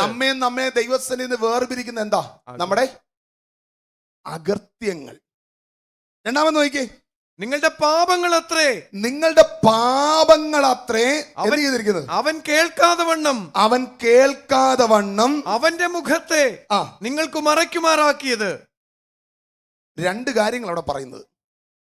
1, നിങ്ങളുടെ എന്താ? അകൃത്യം. ഈ അകൃത്യം എന്ന് പറയുന്നതിന്റെ അർത്ഥം? അകൃത്യം എന്ന വാക്കുകൊണ്ട് അർത്ഥമാക്കുന്നത്, അകൃത്യം എന്ന വാക്കും കൊണ്ട് അർത്ഥമാക്കുന്നത് ശരിയായ പാതയിൽ നിന്നുള്ള പിന്മാറ്റത്തെ പറയുന്ന പേരാണ് എന്തെന്ന് പറയുന്നത്? അകൃത്യം. അതാ ഞാൻ നിങ്ങളോട് പറഞ്ഞത്, കർത്താവ് നമ്മുടെ ഇമോഷനിലല്ല പ്രസാദിക്കുന്നത്, മറിച്ച് എന്തിലാ? ദൈവം പറഞ്ഞ വ്യവസ്ഥയിൽ എന്ത് ചെയ്യുന്നത്? അപ്പൊ അകൃത്യം എന്ന് പറയുന്നത്, ദൈവം നമ്മോട് സഞ്ചരിക്കാൻ ഒരു വഴി പറഞ്ഞു, ആ വഴിയിൽ നമ്മൾ സഞ്ചരിച്ചില്ല എങ്കിൽ അതിന്റെ പരിണിത ഫലം എന്താ? നമ്മെ ദൈവത്തിൽ നിന്ന് എന്ത് ചെയ്യുക? കർത്താവിന്റെ വചനത്തിൽ നമ്മൾ നിന്നേ മതിയാകൂ ദൈവമക്കളെ. അതുകൊണ്ട് ഈ ലേഖനം തുടങ്ങിയ സമയത്ത് ഞാൻ പറഞ്ഞു, എബ്രായ ലേഖനം 12-ാം അധ്യായം 1-ാം വാക്യത്തിൽ ആകയാൽ നാമും സാക്ഷികളുടെ ഇത്ര വലിയൊരു, പറഞ്ഞതിന്റെ അർത്ഥം ക്രിസ്തീയ ഓട്ടം നമുക്ക് ഓപ്ഷണലേ അല്ല. ഇത് നമ്മൾ എന്ത് ചെയ്തേ പറ്റത്തുള്ളൂ? ഓടിയേ പറ്റൂ. അപ്പൊ ഓടി തീർക്കണമെങ്കിൽ കർത്താവ് പറഞ്ഞ പാതയിൽ നമ്മൾ എന്ത് ചെയ്യണം? ആ ശരിയായ പാതയിൽ പോയേ പറ്റൂ. നമുക്ക് എല്ലാവർക്കും ഇഷ്ടമുള്ളൊരു സങ്കീർത്തനമാണ് 15-ാം സങ്കീർത്തനം. ഞാൻ വിശ്വസിക്കും അങ്ങനെ. യഹോവ നിന്റെ കൂടാരത്തിൽ, നിന്റെ വിശുദ്ധത്തിൽ, ഇത് പറഞ്ഞ അവസാനം, ഇങ്ങനെ ചെയ്യുന്നവർ ഒരു നാളും, നമുക്കിഷ്ടമുള്ള ഇത്രയേ ഉള്ളൂ. യഹോവ നിന്റെ കൂടാരത്തിൽ, ആർ പാർക്കും നിന്റെ വിശുദ്ധത്തിൽ, പിന്നെ അവസാനത്തെ വാക്യം, ഇങ്ങനെ ചെയ്യുന്നവർ. ഇതിൻ്റെ ഇടയ്ക്ക് നോക്കണം, വായിച്ചു നോക്കണം. ഒരു 9-10 നിയമങ്ങൾ അവിടെ. നമുക്കിത് ബാധകമേ.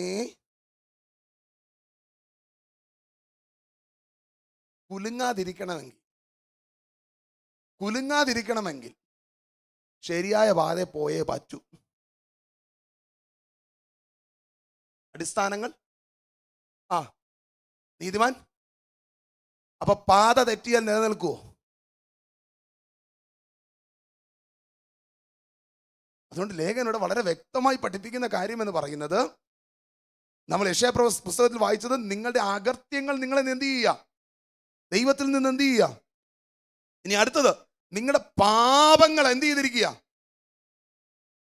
ദൈവം വായിച്ചാ, നിങ്ങളുടെ പാപങ്ങൾ അത്രേ അവൻ കേൾക്കാതെ വണ്ണം അവന്റെ മുഖത്തെ നിങ്ങൾക്ക് മറയ്ക്കുമാറാക്കിയത്. നമ്മുടെ പാപങ്ങളാണ് നമ്മുടെ പ്രാർത്ഥനയെ ആര് കേൾക്കാൻ കഴിയാത്തത്?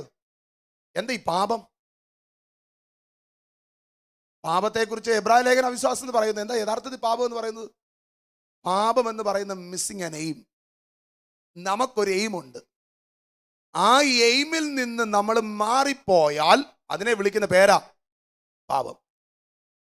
എന്താ നമ്മുടെ എയിം? അത് റിവാർഡാ, നിത്യത റിവാർഡാ. പക്ഷെ നമുക്കൊരു എയിമുണ്ട്. എന്താ? ദൈവത്തോടുള്ള കൂട്ടായ്മ, ഫെലോഷിപ്പ് വിത്ത് ക്രൈസ്റ്റ്. നിങ്ങൾ നോക്കിക്കേ, ഇതാണ് പാപം ചെയ്തപ്പോൾ നഷ്ടപ്പെട്ടത് അല്ലേ? നമ്മൾ ദൈവവചനം വായിക്കുമ്പോൾ കാണുന്നത്, വെയിലാറുമ്പോൾ എന്ത് ചെയ്യും ദൈവം? എന്ത് ചെയ്യും? അവർ നമ്മുടെ ആദ്യ മാതാപിതാക്കളുടെ എന്ത് ചെയ്യും? നടക്കുമായിരുന്നു. പക്ഷെ പാപം ചെയ്തപ്പോൾ സംഭവിച്ചത്, ആ കൂട്ടായ്മ എന്ത് ചെയ്തു? കർത്താവ് യേശുക്രിസ്തു എന്തിനാ വന്നതെന്ന് അറിയാമോ? ആ ബന്ധത്തിലേക്ക് മടക്കിക്കൊണ്ടുവരുവാനാ. അതുകൊണ്ടാണ് ഇന്നലെ നമ്മൾ സഭായോഗത്തിൽ പ്രസംഗിച്ച് ഇങ്ങനെ പറഞ്ഞത്, വിശ്വാസത്താൽ നീതീകരിക്കപ്പെട്ട നമുക്ക് ആരോട് സമാധാനമുണ്ട്? യേശുക്രിസ്തു മുഖാന്തരം ദൈവത്തോടെന്തുണ്ട്? അപ്പോൾ നമുക്ക് ദൈവമായിട്ട് കൂട്ടായ്മ ഇല്ല എങ്കിൽ, ഫെലോഷിപ്പ് ഇല്ല എങ്കിൽ എന്ത് സംഭവിച്ചു? നമ്മൾ പാപത്തിൽ എന്ത് ചെയ്തു? സ്തോത്രം. ദൈവമക്കളെ, ശാന്തമായി ഒന്ന് ചിന്തിച്ചു നോക്കി, ആ കർത്താവുമായിട്ട് ആഴമൊരു ബന്ധം നമുക്കിന്നുണ്ടോ? ഒന്ന് ചിന്തിച്ചു നോക്കി. ആ ഒരു ഫെലോഷിപ്പ് നമുക്കുണ്ടോ? കർത്താവിനോട് കൂടെ നടക്കുന്ന അനുഭവം നമുക്കുണ്ടോ? ഉണ്ടോ? കർത്താവിന്റെ ശബ്ദം കേൾക്കാൻ നമ്മൾ അവൈലബിൾ ആകാറുണ്ടോ? ഇല്ല എങ്കിൽ സംഭവിക്കുന്നത് എന്താണെന്നറിയാമോ? ദൈവമായിട്ടുള്ള ബന്ധം എന്ത് ചെയ്തു? ട്രെയിനെ കുറിച്ച്, ട്രെയിൻ എല്ലാവർക്കും അറിയാലോ അല്ലേ? ഇതിനകത്ത് ഇന്ധനം തീർന്നാൽ ഇത് കുറെ എന്ത് ചെയ്യും? 1 കിലോമീറ്റർ ഒന്നുമല്ല, കിലോമീറ്റർ ആണെങ്കിലും എന്ത് ചെയ്യും? എന്നാന്നറിയോ? ഇത്രയും നാൾ ഇന്ധനത്തിന്റെ ആ സ്പീഡിൽ എന്ത് ചെയ്യുക? ആത്മീയ ലോകം പലപ്പോഴും ഏറ്റവും കൂടുതൽ ആൾക്കാർ ഇങ്ങനെ പോകുന്നത്. പണ്ട് ഇന്ധനമൊക്കെ, ഇപ്പൊ ഇന്ധനമൊക്കെ എന്ത് ചെയ്തു? പക്ഷെ അന്നത്തെ സ്പീഡിൽ എന്ത് ചെയ്തുകൊണ്ടിരിക്കുക? അങ്ങ് പൊക്കോണ്ടിരിക്കുക. പക്ഷെ നമ്മൾ വിചാരിക്കുന്നത് ഇപ്പോഴും എന്തുണ്ടെന്നാ? നമ്മൾ പോലും അറിയുന്നില്ല എവിടെ തീർന്നത്. സ്തോത്രം. ഞാനിത് വളരെ ശാന്തമായി പറയുമെങ്കിൽ പോലും നിങ്ങളിത് സീരിയസ് ആയിട്ട് നമ്മൾ ഓരോരുത്തരും എടുക്കണം. നിങ്ങൾ നല്ല നമ്മൾ ഓരോരുത്തരും എടുക്കണം. കാരണം ദൈവം നമ്മെ സ്നേഹിക്കുന്നതുകൊണ്ടാണ് വീണ്ടും വീണ്ടും ഓർപ്പിക്കുന്നത്. ഇന്നലെ ഇതേ വിഷയം നമ്മൾ പറഞ്ഞു, ദൈവത്തോടുള്ള ബന്ധം. ഇന്ന് രാത്രിയിൽ അതേ കാര്യം നമ്മോട് പറയുന്നത്, ദൈവത്തോടുള്ള ബന്ധം. ആ കൂട്ടായ്മയിലേക്ക് നമ്മൾ എന്ത് ചെയ്യണം? സ്തോത്രം. ഞാൻ എൻ്റെ ദൈവമക്കളോട് ഹൃദയം തുറന്ന് ഞാൻ ആത്മാവിലൊരു കാര്യം ചോദിച്ചോട്ടെ. അങ്ങനെ ഒരു ബന്ധത്തിൽ കൂട്ടായ്മ നമുക്ക് പോകുന്നുണ്ടോ എന്ന് നിങ്ങൾ ചിന്തിച്ചു നോക്ക്. ഇല്ല എങ്കിൽ കർത്താവിനോട് പറഞ്ഞ, ദൈവം ഈ ബൈബിൾ ക്ലാസ് എൻ്റെ മാനസാന്തരത്തിന് കാരണമാകണം. നിങ്ങൾ മറ്റുള്ള ആരെയും നോക്കണ്ട, നമുക്ക് വ്യക്തിപരമായ ബന്ധമെന്നേ. ഭർത്താവിന് ഭാര്യയെ സ്വർഗത്തിൽ എത്തിക്കാൻ കഴിയത്തില്ലെന്നേ. അപ്പനമ്മമാർക്ക് ഈ കുഞ്ഞുങ്ങളെ സ്വർഗത്തിൽ എത്തിക്കാൻ കഴിയത്തില്ലെന്നേ. നമുക്ക് വ്യക്തിപരമായിട്ടാ ബന്ധം. അതുകൊണ്ട് കർത്താവിനോട് പറ, ദൈവമേ എനിക്ക് ദൈവമായിട്ടൊരു കൂട്ടായ ബന്ധത്തിലേക്ക് മടങ്ങി വന്നേ മതിയാകൂ. എന്റെ പൊന്ന് ദൈവമക്കളെ, ദൈവസഭ ഒരുമിച്ചിരുന്ന് കരയണം. ആ കാര്യത്തിൽ ദൈവമക്കൾ ഓരോരുത്തരിന്ന് കരയണം. കർത്താവിനോട് പറ, ദൈവമേ അങ്ങനെ ഒരു ബന്ധത്തിലേക്ക് എന്നെ മടക്കി വരുത്തിയേ മതിയാകൂ.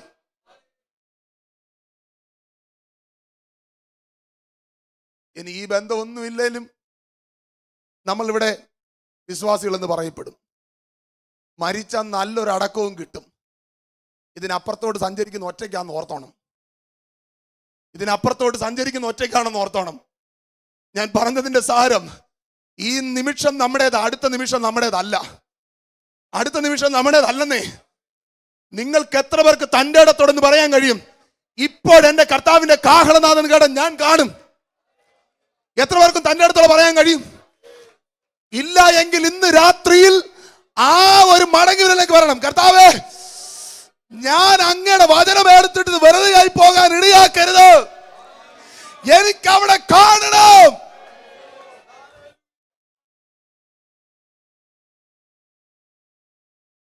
വേഗത്തിൽ എന്റെ മനസ്സിൽ വന്നൊരു വാക്യം ഞാൻ നിങ്ങളെ ഓർപ്പിക്കാം. ഞാൻ അത് ഞാൻ വിവരിക്കുന്നില്ല. ഈ 2 കൊരിന്ത്യ ലേഖനത്തിലേക്ക് കടന്നു വരുമ്പോൾ അവിടെ നമ്മൾ കാണുന്ന ഒരു കാര്യമുണ്ട്. കൊരിന്ത്യ ലേഖനത്തിലേക്ക് വരുമ്പോൾ 11-ാം അധ്യായം, 2 കൊരിന്ത്യ ലേഖനം 11-ാം അധ്യായം, അവിടെ നമ്മൾ കാണുന്ന ഇങ്ങനെ, എന്ന സർപ്പം ഹവ്വായെ ഉപായത്താൽ ചതിച്ചതുപോലെ നിങ്ങളുടെ മനസ്സ് ക്രിസ്തുവിനോടുള്ള ഏകാഗ്രതയും നിർമ്മലതയും വിട്ട് വഷളായി പോകുമോ എന്ന് ഞാൻ എന്ത് ചെയ്യുക? ഞാനതിന് പശ്ചാത്തലം ഒന്നും വിവരിക്കുന്നില്ല. പൗലോസ് പറയുക, ആ ക്രിസ്തുവിനോടുള്ള ഏകാഗ്രത വിട്ടു പോകുമോ ഞാൻ എന്ത് ചെയ്യുക? ഈ വഷളായി പോകുന്ന മലയാളത്തിൽ എഴുതിയിരിക്കുക. പക്ഷെ എന്റെ മൂലഭാഷയെ കൊടുത്തിരിക്കുന്ന പദം എന്നറിയാമോ? നിങ്ങൾ വേസ്റ്റായി പോകുമോ എന്ന് ഞാൻ എന്ത് ചെയ്തിരിക്കുക? വ്യത്യാസമുണ്ടോ? വഷളായി പോകുകയും വേസ്റ്റായി പോകുന്ന വ്യത്യാസമുണ്ടോ?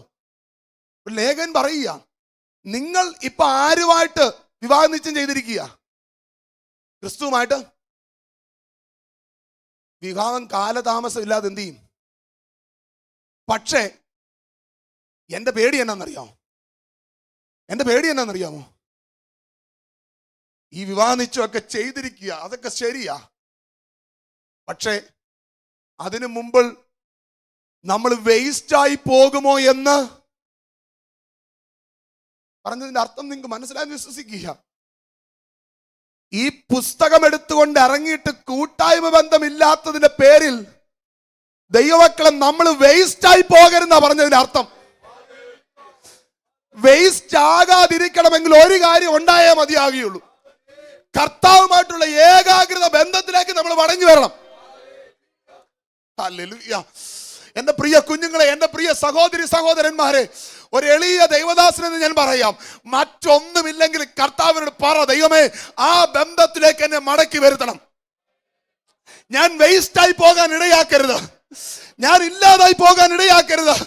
എനിക്ക് മറ്റൊന്നും വേണ്ട, അങ്ങുമായിട്ടുള്ള കൂട്ടായ്മ ബന്ധത്തിലേക്ക് എന്നെ ഒന്ന് മടക്കി വരുത്തണമേ എന്ന് ഇന്ന് രാത്രി എത്ര പേർക്ക് ദൈവസന്നിധി പ്രാർത്ഥിക്കാൻ കഴിയും? ഹല്ലേലൂയ. നിങ്ങളിതൊരു കളിത്തമാശയായിട്ട് എടുക്കരുത്. കർത്താവായ യേശു ക്രിസ്തുവിന്റെ കന്യകാജനനം യാഥാർത്ഥ്യമാണ് എങ്കിൽ, കർത്താവായ യേശു ക്രിസ്തുവിന്റെ കാൽവരി ക്രൂശ് മരണം യാഥാർത്ഥ്യമാണ് എങ്കിൽ, കർത്താവായ യേശു ക്രിസ്തുവിന്റെ ഉയർത്തെഴുന്നേൽപ്പ് യാഥാർത്ഥ്യമാണ് എങ്കിൽ, കർത്താവായ യേശു ക്രിസ്തുവിന്റെ 2ാം മടങ്ങി വരും നടക്കുക തന്നെ ചെയ്യും. യേശുവിന്റെ മടങ്ങി വരും നടക്കുക തന്നെ ചെയ്യും. ആ മടങ്ങി വരും നടക്കുമെങ്കിൽ നമ്മൾ ആ കർത്താവിനെ എതിരേക്കാൻ, ആ മണവാട്ടിയായി നമ്മൾ നിൽക്കണമെങ്കിൽ, ആ മണവാളനുമായിട്ട് കല്യാണത്തിൽ നമ്മൾ കാണണമെങ്കിൽ, ദൈവവചനം നമ്മെ പഠിപ്പിക്കുന്ന ഒരു കാര്യം, ക്രിസ്തുവുമായിട്ടുള്ള ബന്ധത്തിലേക്ക് നാം വന്നേ മതിയാകൂ. ഹല്ലേലൂയ. ഓ ഹല്ലേലൂയ. Hallelujah, hallelujah, hallelujah. അതുകൊണ്ട് ദൈവത്തിന് കുഞ്ഞാടിന്റെ കല്യാണത്തിന് ക്ഷണിക്കപ്പെട്ടവർ ആരാന്നറിയാമോ? ഭാഗ്യവാന്മാരാ, ഭാഗ്യവാന്മാരാ. ആ ഭാഗ്യാവസ്ഥ നമുക്ക് ലഭിച്ചിരിക്കുക. പക്ഷെ നഷ്ടപ്പെടരുത്, നഷ്ടപ്പെടരുത്, നഷ്ടപ്പെടരുത്, നഷ്ടപ്പെടരുത്, നഷ്ടപ്പെടരുത്. ഞാൻ അവിടെ നിൽക്കുന്നതിന് ഒറ്റ കാര്യം എനിക്ക് ഇത്രയും മാത്രമേ ഉള്ളൂ. പുറത്തുനിന്ന് ആരും അകത്തോട്ട് വന്നില്ലെങ്കിൽ പോലും അകത്തുനിന്ന് ഒരാൾ പോലും നഷ്ടപ്പെടരുത് ദൈവമക്കളെ. അതാ എൻ്റെ ആഗ്രഹം. അതുകൊണ്ട് ഞാൻ അവിടെ വീണ്ടും വീണ്ടും റിപ്പീറ്റ് ചെയ്ത് പറയുന്നത്, ഇതിനകത്ത് പുറത്തുനിന്ന് ആരും വന്നില്ലെങ്കിൽ പോലും അകത്തുള്ള ഒരുത്തരും നഷ്ടപ്പെടരുത്. അതെന്റെ വേദനയോടെ പറയുക. ഇന്ന് രാത്രി കർത്താവിനോട് പറ, ദൈവമേ എന്നെ ഒന്ന് മടക്കി വരുത്തിയേ മതിയാകൂ.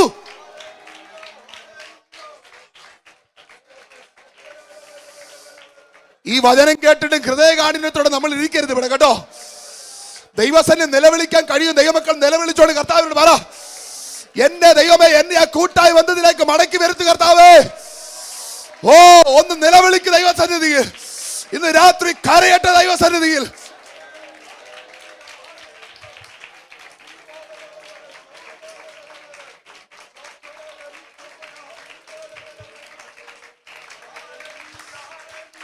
ഓ ഹല്ലേലൂയ, ഹല്ലേലൂയ, ഹല്ലേലൂയ, ഹല്ലേലൂയ.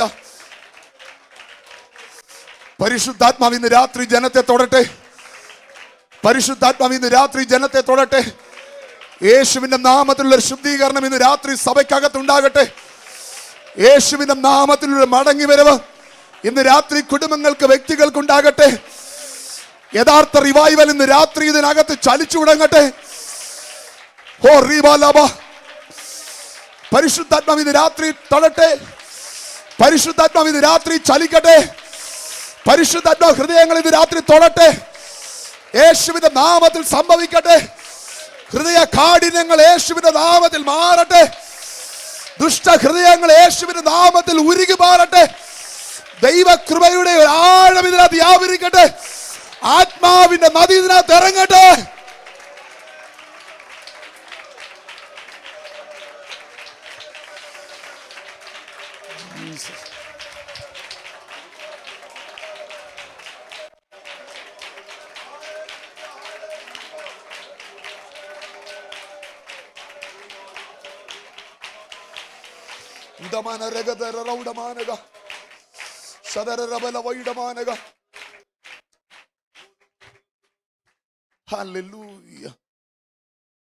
അതുകൊണ്ട് ഇവിടെ യെശയ്യാവ് പുസ്തകം വളരെ വ്യക്തമായി പറയുക, കഠിന ഹൃദയം, ദുഷ്ടഹൃദയം നമ്മളിൽ വന്നാൽ സംഭവിക്കുന്നത് ദൈവത്തിൽ നിന്നുള്ളൊരു സെപ്പറേഷൻ നമുക്ക് എന്ത് ചെയ്യും? ഉണ്ടാകും. ഒന്നാമത്തെ കാര്യം. ഇനി രണ്ടാമത്തെ അനന്തരഫലം, കോൺസിക്വൻസ്, ആത്മീക വളർച്ചയ്ക്ക് വൈകല്യമുള്ളവരായി മാറും. ദുഷ്ടഹൃദയം നമ്മളിൽ ഉണ്ടായാൽ സംഭവിക്കുന്നത് ആത്മീക വളർച്ചയ്ക്ക് എന്ത് ചെയ്യും? അത് വിവരിപ്പാൻ ഞാൻ സമയമെടുക്കുന്നില്ല. പക്ഷെ ഒരു വാക്യം നിങ്ങളുടെ മുന്നിലേക്ക് വേഗത്തിൽ ഓർപ്പിക്കാം. മർക്കോസിന്റെ സുവിശേഷത്തിലേക്ക് കടന്നു വരുമ്പോൾ നമുക്ക് കാണുന്നൊരു വാക്യമുണ്ട്. 4-ാം അധ്യായം 18-19 വാക്യങ്ങളിലേക്ക് കടന്നു വരുമ്പോൾ നമ്മൾ കാണുന്ന ഒരു കാര്യമുണ്ട്. അവിടെ ഞാൻ ഇങ്ങനെ വായിക്കാം. മുള്ളിനിടയിൽ വിതയ്ക്കപ്പെട്ടതോ വചനം കേട്ടിട്ട് ഇഹലോകത്തിന്റെ ചിന്തകളും ധനത്തിന്റെ വഞ്ചനയും മറ്റു വിഷയ മോഹങ്ങളും അകത്ത് കടഞ്ഞെന്നും വചനത്തെ ഞെരുക്കി നിഷ്ഫലമാക്കി തീർക്കുന്നതാകുന്നു. ഇനിയും ദുഷ്ടഹൃദയം ഉണ്ടെങ്കിൽ സംഭവിക്കുന്ന അടുത്ത കാര്യം, നമ്മുടെ ആത്മീയ വളർച്ച എന്ത് ചെയ്യും? നമുക്ക് എങ്ങനെ ആത്മീയ വളർച്ച ഉണ്ടാകുന്നത്? ആത്മീക വളർച്ച നമ്മുടെ ജീവിതത്തിൽ ഉണ്ടാകുന്ന വചനത്തിന്റെ കേൾവിയാണ്. വചനം നമ്മുടെ യുഗത്ത് എല്ലുമ്പോഴാണ് അതെന്ത് ചെയ്യുന്നത്. അതുകൊണ്ട് വചനത്താല നമ്മൾ എന്ത് ചെയ്യുന്നത്? ശുദ്ധീകരിക്കപ്പെടുന്നത്. അപ്പൊ വചനമാണ് നമ്മളെ ആത്മീയ ജീവിതത്തിൽ എന്ത് ചെയ്യുന്നത്. അതുകൊണ്ടാണ് എബ്രായ ലേഖനം തന്നെ പഠിക്കുമ്പോൾ കാണുന്ന ഒരു കാര്യമുണ്ട്. മന്നത എന്നൊരു സംഭവം എബ്രായ ലേഖനം പറയുന്നുണ്ട്. നമുക്ക് സമയമുണ്ടെങ്കിൽ ആ ഭാഗത്തേക്ക് ചിന്തിക്കാം. മന്നത എന്നീ മന്നതെന്നറിയാമോ? ദൈവവചനം കേൾക്കുമ്പോൾ നമുക്ക് എന്തുണ്ടാകുക? മന്നതയാ. ഞാനത് മനസ്സിലാകുന്ന രീതി പറയാം. നല്ല ഉപദേശമൊക്കെ കേൾക്കുമ്പോൾ ഓ എന്നാ ബോറായിരുന്നു ഇന്നത്തെ മെസ്സേജ്. നല്ലൊരു ജോക്ക് ക്രാക്ക് ചെയ്യുമ്പോൾ സംഭവിക്കുന്നത് നമ്മൾ അതിലേക്ക് എന്ത് ചെയ്യും എന്ന് പറഞ്ഞാൽ, ദൈവവചനം നന്നായി കേൾക്കാൻ തുടങ്ങുമ്പം ഉറക്കം വരും, അത് ദഹിക്കത്തില്ല, അതൊട്ട് മനസ്സിലാകും. മനസ്സിലായോ? എന്നാൽ ചില കളിത്തമാശ പറഞ്ഞാൽ ഇങ്ങനെ ഇരിക്കുന്ന ആൾക്കാരും എന്ത് ചെയ്യും? അപ്പൊ എന്തിനാ സന്തോഷം? എന്തിനാ സന്തോഷം? നിങ്ങൾക്ക് കാര്യം മനസ്സിലാന്ന് വിശ്വസിക്കുക. വചനം കേൾക്കുമ്പോൾ ഉറക്കം വരും. ഇവർക്ക് കേൾക്കേണ്ട മറ്റൊരു കാര്യമുണ്ട്. ദൈവം അനുഗ്രഹിക്കുന്നത് മാത്രമേ കേൾക്കാൻ, എന്നാൽ നേരെയാകണമെന്ന് പറഞ്ഞ് ഇവർക്കോട്ട് കേൾക്കാനും. ഇത് ആത്മീക വളർച്ചയുടെ വൈകല്യത്തെ സൂചിപ്പിക്കുക. വേണ്ടേ, ഈ കുഞ്ഞിന് ഇപ്പം പാലൊക്കെ കുടിക്കേണ്ട സമയം, ഇപ്പം കുറച്ചും കൂടെ ചെറിയ പ്രായമായിരുന്നപ്പോൾ പാല് കുടിച്ച അവൻ എത്രയൊക്കെ എന്ത് ചെയ്ത്, ഇപ്പോഴും അവൻ ഒരു ഗ്ലാസ് പാലും കൊണ്ട് അവൻ്റെ ജീവിതമൊക്കെ എന്ത് ചെയ്യും. പക്ഷെ അവിടെ പ്രായമായിരിക്കുന്ന അച്ഛൻ ഇപ്പം പാല് മാത്രം കട്ടിയായിട്ടുള്ള, ആത്മീയത്തിൽ വളരും തോറും നമ്മൾ എന്ത് ചെയ്യണം? കട്ടിയായിട്ടുള്ള, ഈ കട്ടിയായിട്ടുള്ള ആഹാരം ചെല്ലുമ്പോൾ തൊണ്ടയ്ക്ക് കുരുങ്ങി ഓർത്തോണം, ആത്മീയമായിട്ട് എന്താ, എന്തില്ല, അയ്യോ വൈകല്യമാണെന്ന്. പക്ഷെ വർഷം എത്ര പറയാനുണ്ട്? 40 വർഷമായി ഞാൻ എവിടാ. പക്ഷെ ഇന്നും കട്ടിയായിട്ടുള്ള ആഹാരം എന്ത് ചെയ്യത്തില്ല. അത് കഴിക്കുമ്പോഴേ തൊണ്ടയ്ക്ക് എന്ത് ചെയ്യുക? കുരുങ്ങ. പറഞ്ഞതിന്റെ അർത്ഥം, ദൈവവചനം ശക്തമായി കേൾക്കുമ്പോൾ അതിനെ എന്ത് ചെയ്യാൻ കഴിയുന്നില്ല. അതിന്റെ അർത്ഥം ആത്മീയമായിട്ട് നമുക്ക് എന്ത് ചെയ്യാൻ കഴിയുന്നില്ലെന്നാ. സ്തോത്രം, സ്തോത്രം, സ്തോത്രം. ഞാൻ ഞങ്ങളുടെ സഭയിൽ പറയും, ഇവിടെ പറഞ്ഞല്ല, ഞങ്ങളുടെ സഭയിൽ പറഞ്ഞൊരു കാര്യം പറയാം. ഈ ചിലർക്ക് ദൈവവചനം പ്രസംഗിക്കാൻ തുടങ്ങുമ്പോഴേ ഉറക്കം വരും. അത്രയും നേരം ഒരു ഇതിൻ്റെ ബീറ്റിനനുസരിച്ചൊക്കെ താളവും മേളവും ഒക്കെ എന്ത് ചെയ്യും, ഒരു ഡാൻസൊക്കെ എന്ത് ചെയ്യും, അതിനനുസരിച്ചൊക്കെ കൈയൊക്കെ എന്ത് ചെയ്യും. പ്രസംഗം അങ്ങോട്ട് തുടങ്ങുമ്പോഴേ എന്ത് ചെയ്യും, ദൈവവചനം കേൾക്കുമ്പോഴേ എന്ത് ചെയ്യും. ആ ഒരു സ്വഭാവം നമ്മുടെ ജീവിതത്തിലുണ്ടെങ്കിൽ എവിടെയോ പന്തികേടുണ്ടെന്ന് അതിൻ്റെ അർത്ഥം കേട്ടോ. എനിക്കറിയാം നമുക്ക് ഇഷ്ടപ്പെടത്തില്ലെന്നറിയാം, പക്ഷെ ഇത് യാഥാർത്ഥ്യമാണ്. ഇത് യാഥാർത്ഥ്യമാണ്. കാരണം ഒരു ദൈവവൈതലിനെ നിർത്തുന്നത് എന്താ? അതുകൊണ്ട് കർത്താവ് പറയുന്നത്, മനുഷ്യൻ ജീവിക്കുന്ന എന്തുകൊണ്ടല്ല, അപ്പം കൊണ്ട് മാത്രമല്ല, ദൈവത്തിന്റെ വായിൽ നിന്ന് വരുന്ന. അപ്പോൾ ദൈവമക്കളെ നിർത്തുന്നത് എന്താ? അപ്പൊ ഇത് നമുക്ക് കേൾക്കാൻ കഴിയുന്നില്ല. അതിന്റെ അർത്ഥം എന്താ? സ്തോത്രം, സ്തോത്രം, സ്തോത്രം, സ്തോത്രം. ഈ അധ്യായത്തിലുള്ള എബ്രായ ലേഖനത്തിന് ഈ കാര്യം പറയുന്നുണ്ട്. മന്ദത സംഭവിച്ചാൽ എന്താ? ആത്മീയമായിട്ട് എന്തുണ്ടാവുക?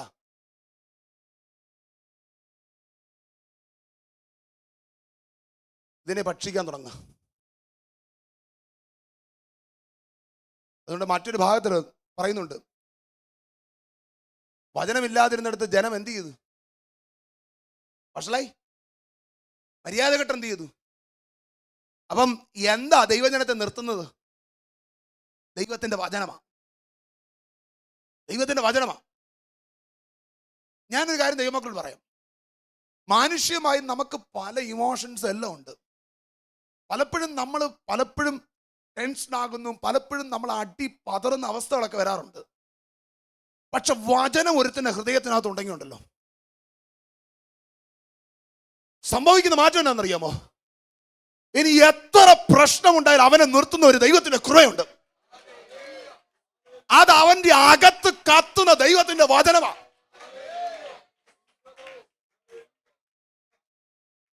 ഞാൻ ഈ സഭയുടെ പാസ്റ്ററേയും ദൈവസഭയുടെ സെക്രട്ടറിയെയും കമ്മിറ്റി മെമ്പർ എക്സിക്യൂട്ടീവ് മെമ്പേഴ്സിനെയും എപ്പോഴും അപ്രീഷിയേറ്റ് ചെയ്യുന്ന വ്യക്തിയാണ്. കാരണം എന്താണെന്നറിയോ? ഇന്ന് എല്ലായിടത്തും റിവൈവൽ മീറ്റിംഗ് മതി, ബൈബിൾ ക്ലാസ് വേണ്ട. എന്ത് മതി?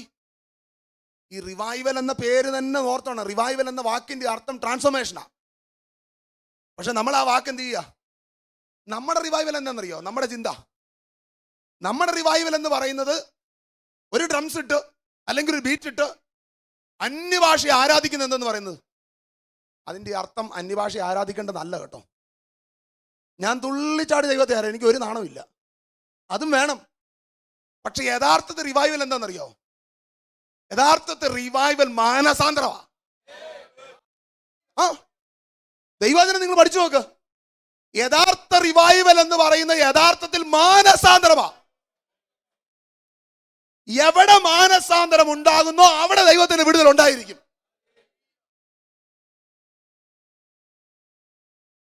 അപ്പൊ എന്റെ ദൈവമക്കളെ, നമ്മുടെ ഉള്ളിൽ കത്തേണ്ടത് ദൈവത്തിന്റെ വചനമാണ്. നമ്മുടെ ഉള്ളിൽ നമ്മെ നിർത്തേണ്ട ദൈവത്തിന്റെ വചനമാണ്. ഞാൻ പറഞ്ഞു വന്നത്, ഞാൻ ഈ സഭയെ അപ്രീഷിയേറ്റ് ചെയ്യാനുള്ള കാരണം, ഇങ്ങനെ ബൈബിൾ സ്റ്റഡിയൊക്കെ ദൈവം നിങ്ങൾ നടത്തുന്നത് നിങ്ങൾ ദൈവവചനത്തെ സ്നേഹിക്കുന്നത് കൊണ്ടാണ്. ഇത് രണ്ടാമത്തെ പ്രാവശ്യം നിങ്ങളുടെ ദൈവവചനം ഞാൻ പ്രസംഗിക്കുന്നത്. ഞാനൊരു കാര്യം ദൈവമക്കളോട് പറയാം, ഇതൊരു ആനുവൽ ചടങ്ങായി മാറരുത്. നിങ്ങൾ എത്രയും പൈസ ചെലവാക്കി, നിങ്ങൾ എത്രയും സമയം ചെലവാക്കി ഈ ദൈവവചനത്തെ മുൻപിൽ ഇരിക്കുന്നത് നിങ്ങളുടെ ഒരു പ്രോഗ്രാമായി മാറരുത്. ഞാൻ ആത്മാവിൽ പറയാം, അത് പ്രോഗ്രാമായി മാറരുത്, മറിച്ച് സഭയ്ക്കകത്തുണ്ടാകുന്ന ചേഞ്ചായി മാറണം. അത് സഭയ്ക്കകത്തുണ്ടാകുന്ന മാറ്റമായി മാറണം.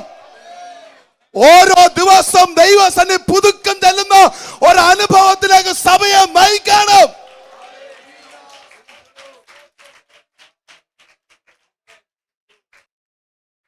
അതുകൊണ്ട് രണ്ടാമത്തെ കാര്യം നമ്മൾ പറയുന്ന ആത്മീയമായ വളർച്ച, വൈകല്യം ഉണ്ടാകുന്നതാണ് കഠിന ഹൃദയത്തിന്റെ എന്തെന്ന് പറയുന്നത്. ഇവിടെ സുവിശേഷത്തിൽ പറഞ്ഞ നിങ്ങൾ നോക്കി, ആ വാക്യത്തിൽ പറയുന്ന കാര്യമുണ്ട്. അവിടെ പറയുകയാണ്, മുള്ളിനിടയിൽ വിതയ്ക്കപ്പെട്ടത് വചനം കേട്ടിട്ട് ഇഹലോകത്തിന്റെ, അപ്പൊ എന്ത് കേൾക്കുന്നുണ്ട്? വചനമൊക്കെ, അതിനൊന്നും ഒരു കുറവും ഇല്ല. പക്ഷെ സംഭവിക്കുന്നത് എന്നാണെന്നറിയാമോ? ഇഹലോകത്തിന്റെ ചിന്ത. 2, ധനത്തിന്റെ വഞ്ചന. 3, മറ്റു വിഷയമോഹങ്ങളും അകത്തെന്ത് ചെയ്യുക? വചനം എല്ലാം എന്ത് ചെയ്യുന്നുണ്ട്? ഇത് നമുക്കിപ്പോ സംഭവിക്കുന്ന കാര്യമാണ്. നിങ്ങൾ എവിടെ ഇരിക്കുന്നത്? ഈ രഹബോത്ത് എന്ന് പറയുന്ന ഈ ചർച്ചിന്റെ ആലയത്തിനകത്ത് നിങ്ങൾ എന്ത് ചെയ്യുക? ഇരിക്കുക. എന്ത് കേൾക്കുന്നുണ്ട്? പക്ഷെ ഹൃദയം എവിടെ അല്ല. പലവിധ ചിന്തകൾ നിങ്ങൾ നിൽക്കുകയാണെങ്കിൽ അതിന്റെ അർത്ഥം ഇതൊക്കെ ഇവിടെ പ്രഘോഷിക്കുന്നുണ്ട്, പക്ഷെ ഇത് എവിടോട്ട് കിടക്കുന്നില്ല. ഇത് പരിശുദ്ധാത്മാവിനെ നിങ്ങളുടെ അകത്ത് ക്രിയ ചെയ്യുന്നില്ല എങ്കിൽ അതിന്റെ അർത്ഥം എവിടെയൊക്കെയോ പന്തികേടുണ്ടെന്നുള്ളതാ. ഈ പന്തികേടുള്ളത് കൊണ്ട് പലതും പരിഹരിക്കപ്പെടാത്തത്. ഈ കൊരിന്ത്യ സഭയുടെ പ്രത്യേകത, സമയം പോയി, ഞാൻ അവസാനിപ്പിക്കാം, ഒറ്റ സെക്കൻഡ് നിർന്നിക്കും. കൊരിന്ത്യ സഭയുടെ പ്രത്യേകത എന്നറിയാമോ? എനിക്ക് കൊരിന്ത്യ സഭ ഭയങ്കര ഇഷ്ടമാണ്.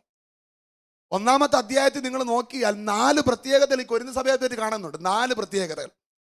ഞാൻ വേഗത്തിൽ ആ ഭാഗത്തെ ഒന്ന് പറഞ്ഞിട്ടും അവസാനിപ്പിക്കാം. 1-ാമത്തെ അധ്യായത്തിലേക്ക് ഒന്ന് നോക്കിയും, അവിടെ നിങ്ങൾ 4 പ്രത്യേകതകൾ ഈ കൊരിന്ത്യ സഭയെ പറ്റി പറയുന്നുണ്ട്. 1-ാമത്തെ കാര്യം നോക്കണമേ. 1-ാം അധ്യായം അതിൻ്റെ 5-ാമത്തെ വാക്യം, ക്രിസ്തുവിന്റെ സാക്ഷ്യം നിങ്ങൾ ഉറപ്പായിരിക്കുന്ന പോലെ അവനിൽ നിങ്ങൾ സകലത്തിലും, അടുത്തത് വിശേഷാൽ സകല വചനത്തിലും. അപ്പൊ 1-ാമത്തെ പ്രത്യേകത, ഇവരുടെ പ്രത്യേകത എന്താ? ദൈവവചനം നന്നായി അറിയാവുന്നവരാരെന്ന് പറയുന്നത്. 2-ാമത്തെ പ്രത്യേകത, സകല പരിജ്ഞാനത്തിലും. ഈ പരിജ്ഞാനം എന്ന് പറയുന്നത് ജ്ഞാനവും പരിജ്ഞാനവും വ്യത്യാസമുണ്ട്. വിവരിക്കുന്നില്ല, ഒറ്റ വാക്കിൽ പറഞ്ഞാൽ, എന്ത് പ്രശ്നം വന്ന ദൈവാശ്രയത്തിൽ ചെയ്യാൻ കഴിവുള്ള വിശ്വാസികൾ ആരെന്ന് പറയുന്നത്? എന്ത് വിഷയം വന്നാലും എങ്ങനെ ചെയ്യാൻ? ദൈവാശ്രയത്തിൽ അതിനെ ഡീൽ ചെയ്യാൻ കഴിയുന്ന വിശ്വാസികൾ ആരെന്ന് പറയുന്നത്? അപ്പൊ പരിജ്ഞാനത്തിൽ ആരാ? സമ്പന്നരാ. 3-ാമത്തെ കാര്യം നോക്കണമേ. ഒരു കൃപാവരത്തിനും വ്യാഖ്യാനിക്കണോ?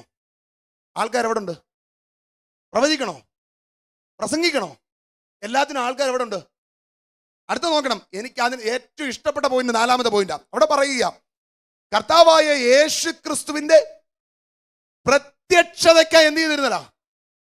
ഇപ്പൊ കർത്താവ് വന്ന് ഞങ്ങളോട് പോവും. ഇത്രയും പ്രത്യാശയുള്ള ജനം ആരെന്ന് പറഞ്ഞത്? എന്റെ ഭാഷയാണേ. ഒരു ഉപവാസ പ്രാർത്ഥന വിളിച്ച ഗസ്റ്റ് പാസ്റ്ററെ വിളിക്കേണ്ടാത്ത അന്നത്തെ ഒരു സഭ ഉണ്ടായിരുന്നെങ്കിൽ ഏത് മാത്രമേ ഉള്ളായിരുന്നു. ആ വാക്ക് കൊണ്ട് ദൈവം അവസാനിപ്പിച്ചു. ഇത്രയും സമ്പന്നമായ സഭയ്ക്കകത്തുണ്ടായ പ്രശ്നങ്ങൾ നിങ്ങൾ ബാക്കി അധ്യായങ്ങൾ മൊത്തം വായിക്കുന്നു. 1-ാമത്തെ പ്രശ്നമാണ്, തമ്മിൽ അങ്ങോട്ടും ഇങ്ങോട്ടും എന്ത് ചെയ്തില്ല, പിണക്കവാ. പക്ഷെ എന്തിനു കുറവില്ല?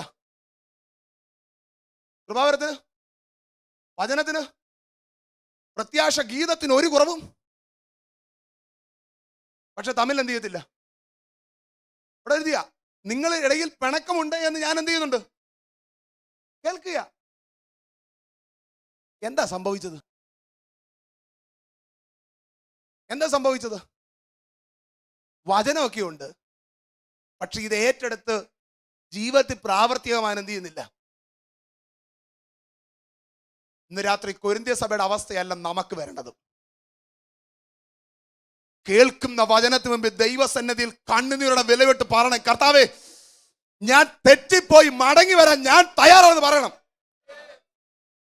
നിങ്ങൾ എഴുതി കിട്ടോ, ഈ നിമിഷം പറഞ്ഞ എഴുതി കിട്ടോ. യഥാർത്ഥത്തിൽ ഹൃദയം പൊട്ടി അങ്ങൊരു മടങ്ങിയൊരു വന്നാൽ, നിങ്ങൾ ആത്മാവിൽ ഞാനൊരു കാര്യം പറയാം, നിങ്ങൾ എഴുതി കിട്ടോ, നിങ്ങൾ കാണാത്ത ദൈവത്തിന്റെ പ്രവൃത്തി നിങ്ങളുടെ ഇടയിൽ നടക്കും. ഒരു ക്രമീകരണത്തോടെ ദൈവത്തിലേക്ക് വന്നാൽ ഞാൻ ആത്മാവിൽ പറയാം, ഇന്ന് വരെ നിങ്ങൾ കാണാത്ത ദൈവത്തിന്റെ കൃപ നിങ്ങളുടെ മേൽ ഇറങ്ങും. സഭയ്ക്കകത്ത് ദൈവത്തിന്റെ പരിശുദ്ധാത്മാവ് ചലിച്ചു തുടങ്ങും. മെൽറ്റ് ചെയ്യേണ്ട പലതിനും ദൈവത്തിന്റെ ആത്മ മെൽറ്റ് ചെയ്യപ്പെടും.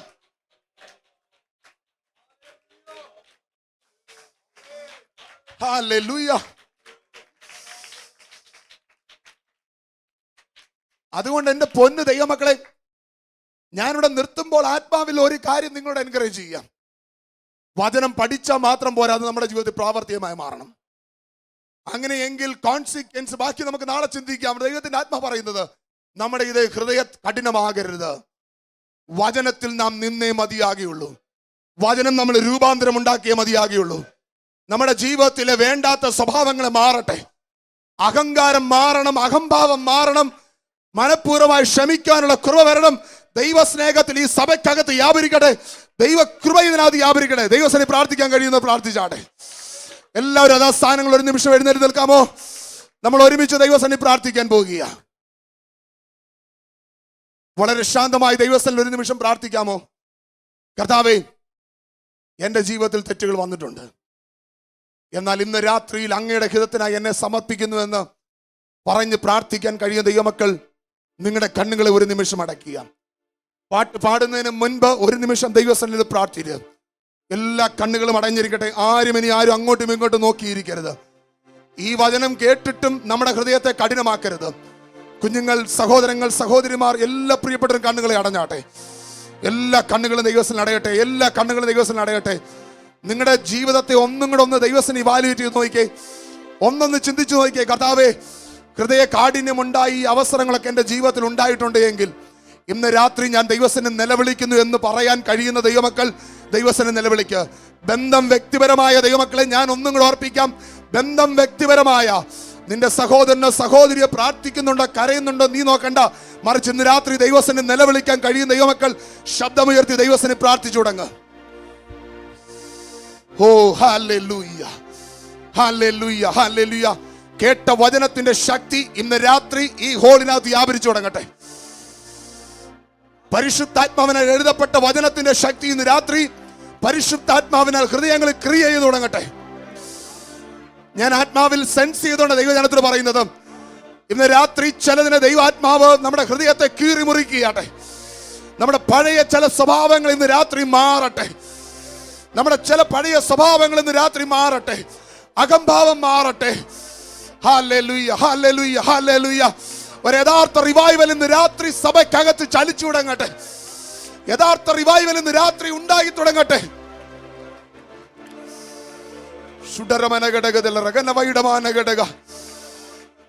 ഇന്ന് രാത്രി ഞാൻ ആ പരിശുദ്ധാത്മാവിന്റെ സാന്നിധ്യം അനുഭവിക്കുന്നുണ്ട്. എന്റെ ആത്മാവിൽ എന്റെ ശരീരത്തിൽ ഞാൻ അത് ആഴമായി അനുഭവിക്കുന്നുണ്ട്. ഇന്ന് പകൽ ഇവിടെ നടന്നതുപോലെ ഇന്ന് രാത്രിയിൽ ഇവിടെ ദൈവ സാന്നിധ്യം അനുഭവിക്കുന്നുണ്ട്. Yes, yes. നിങ്ങൾക്ക് ഇന്ന് രാത്രി കരയാൻ കഴിയുമെങ്കിൽ ദൈവസന്നിധി നിലവിളിക്കുക. നമ്മുടെ ജീവിതം ക്ഷണികമാ, പക്ഷെ ദൈവത്തോടുള്ള നിത്യമായ ഘനമോർത്താൽ മറ്റൊന്നും എനിക്ക് വേണ്ടെന്ന് ചിന്തിക്കാൻ കഴിയും ദൈവമക്കൾ ഇന്ന് രാത്രി ഉണ്ടെങ്കിൽ ആത്മാർത്ഥമായി നിലവിളിച്ച് ദൈവസന്നിധി പ്രാർത്ഥിച്ചു, കർത്താവേ എന്നെ മടക്കി വരുത്തണമേ.